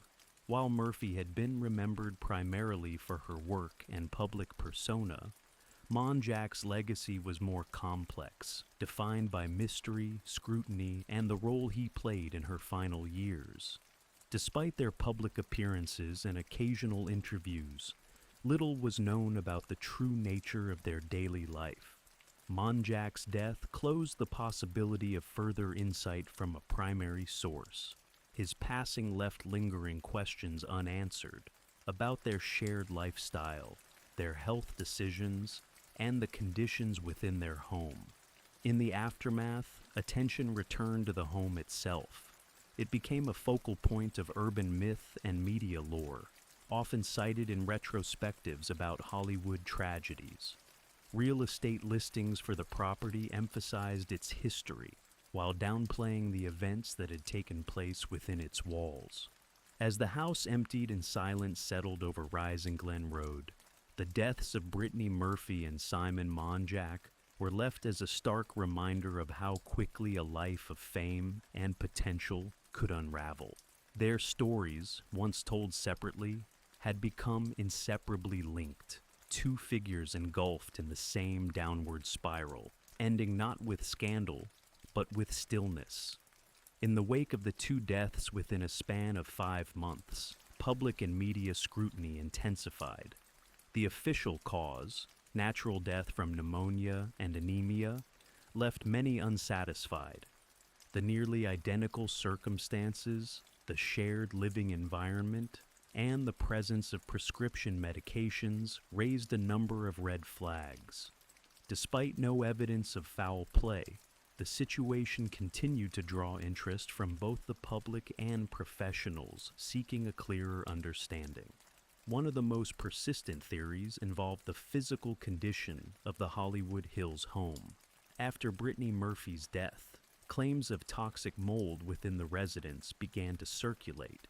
Though these allegations were not initially substantiated in the coroner's report, renewed interest followed Monjack's death. The matching causes, respiratory illness and anemia, added weight to the theory. Mold exposure, especially to certain black molds, can contribute to or exacerbate respiratory infections, fatigue, and immune dysfunction. Environmental testing was conducted following Monjack's passing. However, officials ultimately reported that no toxic substances were found at levels that could directly account for either death. Still, some experts remain skeptical, citing the difficulty in conclusively ruling out environmental contributors in cases of chronic low-level exposure. Alongside environmental theories, questions were raised about the couple's health management. The abundance of prescription medications in the home, though legally obtained, was striking. Some observers suggested that the self-treatment of illnesses with overlapping sedative and decongestant medications may have impaired the body's ability to fight infection. This raised concerns about medical oversight, whether either Murphy or Monjack had been under proper care, and why hospitalization had been consistently avoided. Medical experts weighed in through media interviews, suggesting that the conditions described in the autopsy reports, while serious, were treatable with timely medical intervention. Pneumonia, even in severe cases, often responds to antibiotics and supportive care. Anemia, particularly the type seen in Murphy and Monjack, is typically manageable with iron supplements and nutritional adjustments. The fact that neither sought hospital treatment, even as their symptoms worsened, became a focal point of criticism and confusion. Attention also returned to the couple's behavior and patterns of isolation. Friends and former colleagues described a sharp change in Murphy's accessibility in the years after her marriage. Industry contacts were reportedly cut off or discouraged, and even professional opportunities were filtered through Monjack. This pattern deepened suspicions that Murphy may have been under undue influence or lacked access to independent advice during her declining health. In the broader context, discussions arose about Hollywood's role in such tragedies.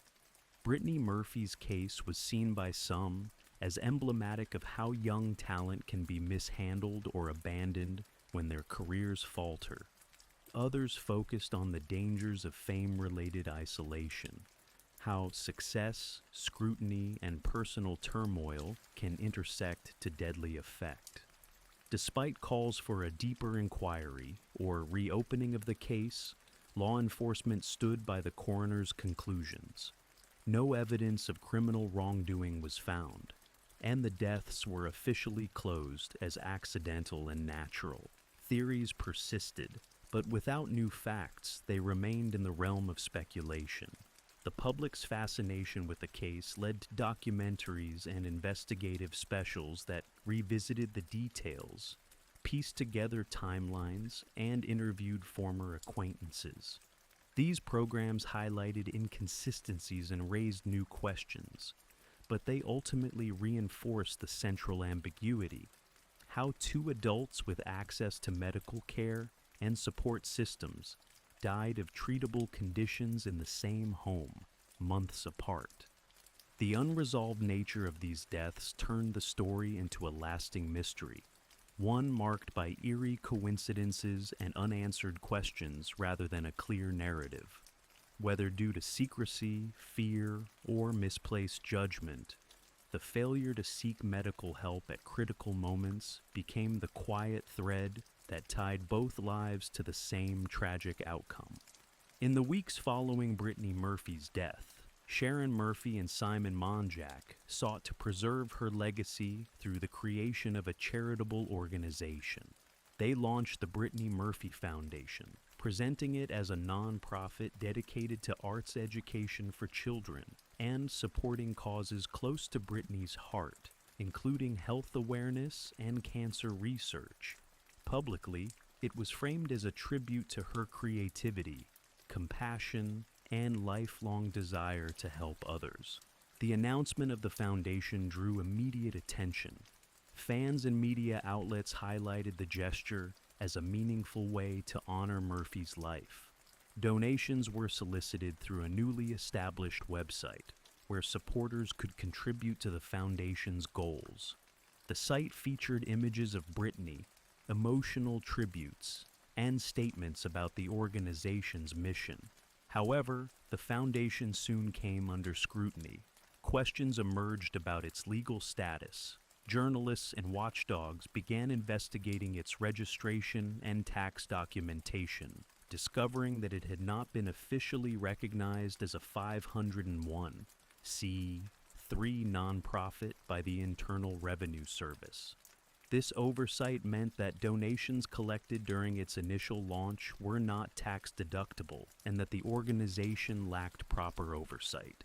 Criticism intensified when it was revealed that the foundation had collected funds without having completed the necessary legal procedures. Observers questioned where the money had gone and whether it was being properly managed. Monjack responded defensively in interviews, claiming that the foundation's legal filing was in progress and attributing the criticism to media harassment and misunderstanding. Amid the growing pressure, the website was taken offline, and further fundraising efforts were paused. Monjack promised to return all donations and relaunch the foundation only after proper registration. Yet, no clear record of a relaunch or detailed accounting of the returned funds was publicly provided. The controversy cast a shadow over what had begun as a heartfelt memorial effort. The foundation's failure to gain legitimacy reflected broader concerns about transparency and trust surrounding Monjack and the household. At a time when the public was seeking clarity about Murphy's final months, the irregularities surrounding the foundation added to the perception of mismanagement and confusion. Rather than offering closure or continuity, the failed organization became another unresolved aspect of the broader tragedy. After Monjack's death, the foundation effectively ceased operations. Sharon Murphy, who had supported its launch, did not pursue further charitable efforts under its name. No formal attempts were made to restructure or revive it. In the years that followed, the domain names and materials associated with the Brittany Murphy Foundation disappeared from public view. Despite its brief and troubled existence, the foundation remained a subject of curiosity. For supporters who had hoped for a meaningful way to celebrate Murphy's life, its collapse felt like a missed opportunity. Some suggested that a professionally managed initiative, distanced from the controversies of her final household, might have succeeded in preserving her legacy with the dignity and structure it deserved. In later reflections, the story of the Foundation was often included in retrospectives about Murphy's life and death, not as a central chapter, but as a footnote illustrating the confusion and instability that followed her passing. The idea itself, a fund to support young artists and health advocacy, was never in question. It was the execution, tangled in personal grief and administrative failure, that turned the tribute into a cautionary tale. In the end, the Brittany Murphy Foundation existed more as a symbol than a functioning entity, a brief and flawed attempt to transform public mourning into constructive legacy, undermined by haste, lack of preparation, and the unresolved dynamics of the people left behind. Brittany Murphy's death remains one of Hollywood's most puzzling tragedies. More than a decade after her passing, her legacy endures in a mixture of admiration for her work and persistent questions about the circumstances that led to her sudden end. The enduring fascination with her story stems not only from the loss of a talented actress, but from the incomplete understanding of the forces that shaped her final years. Professionally, Murphy left behind a diverse and memorable body of work. Her performance in Clueless as the endearing and awkward Ty remains iconic, while roles in 8 Mile, Girl, Interrupted, and Don't Say a Word showcased her dramatic range. She brought charm and vulnerability to every performance, often elevating scripts with her expressive delivery and emotive presence. Her voice role as Luann Platter in King of the Hill added longevity to her career and demonstrated her versatility across mediums. Colleagues often recalled her dedication to her craft and the warmth she brought to set. Directors praised her intuition and emotional availability, while co-stars remembered her kindness and sense of humor. Despite the tabloid narratives that began to eclipse her later work, her artistic reputation has remained intact among peers and critics. Yet, her story is inextricably tied to the troubling elements that emerged in her final years. The rapid decline of her health, her retreat from public life, and the presence of Simon Monjack in both her personal and professional circles contributed to a sense of unease that has never fully resolved. The eerily similar deaths of both Murphy and Monjack, combined with their choice to forego medical intervention, continue to raise eyebrows. Questions linger. Why didn't Murphy seek hospital treatment? What role, if any, did her environment or those closest to her play in the decisions that led to her death? Could intervention from friends, colleagues, or industry support systems have altered the outcome? The answers, if they exist, are obscured by time, sealed within a household that maintained a private, insular existence until the very end. In the years that followed, documentaries and investigative specials sought to piece together the puzzle. While none uncovered definitive new evidence, they rekindled interest and examined the broader implications of her story, touching on themes of fame, vulnerability, and the systemic neglect that can accompany public adoration. Each retelling reinforced a portrait of a woman who, despite outward success, may have faced her most difficult struggles in silence. Murphy's memory lives on through her films and the impact she made on audiences. Fans continue to share clips of her performances. Tributes circulate on the anniversaries of her birth and death, and discussions of her talent often note the tragedy of unfulfilled potential. Her story resonates as more than just a cautionary tale. It stands as a reminder of the importance of compassion, support, and the unseen burdens people may carry. Her family has maintained a low profile in recent years.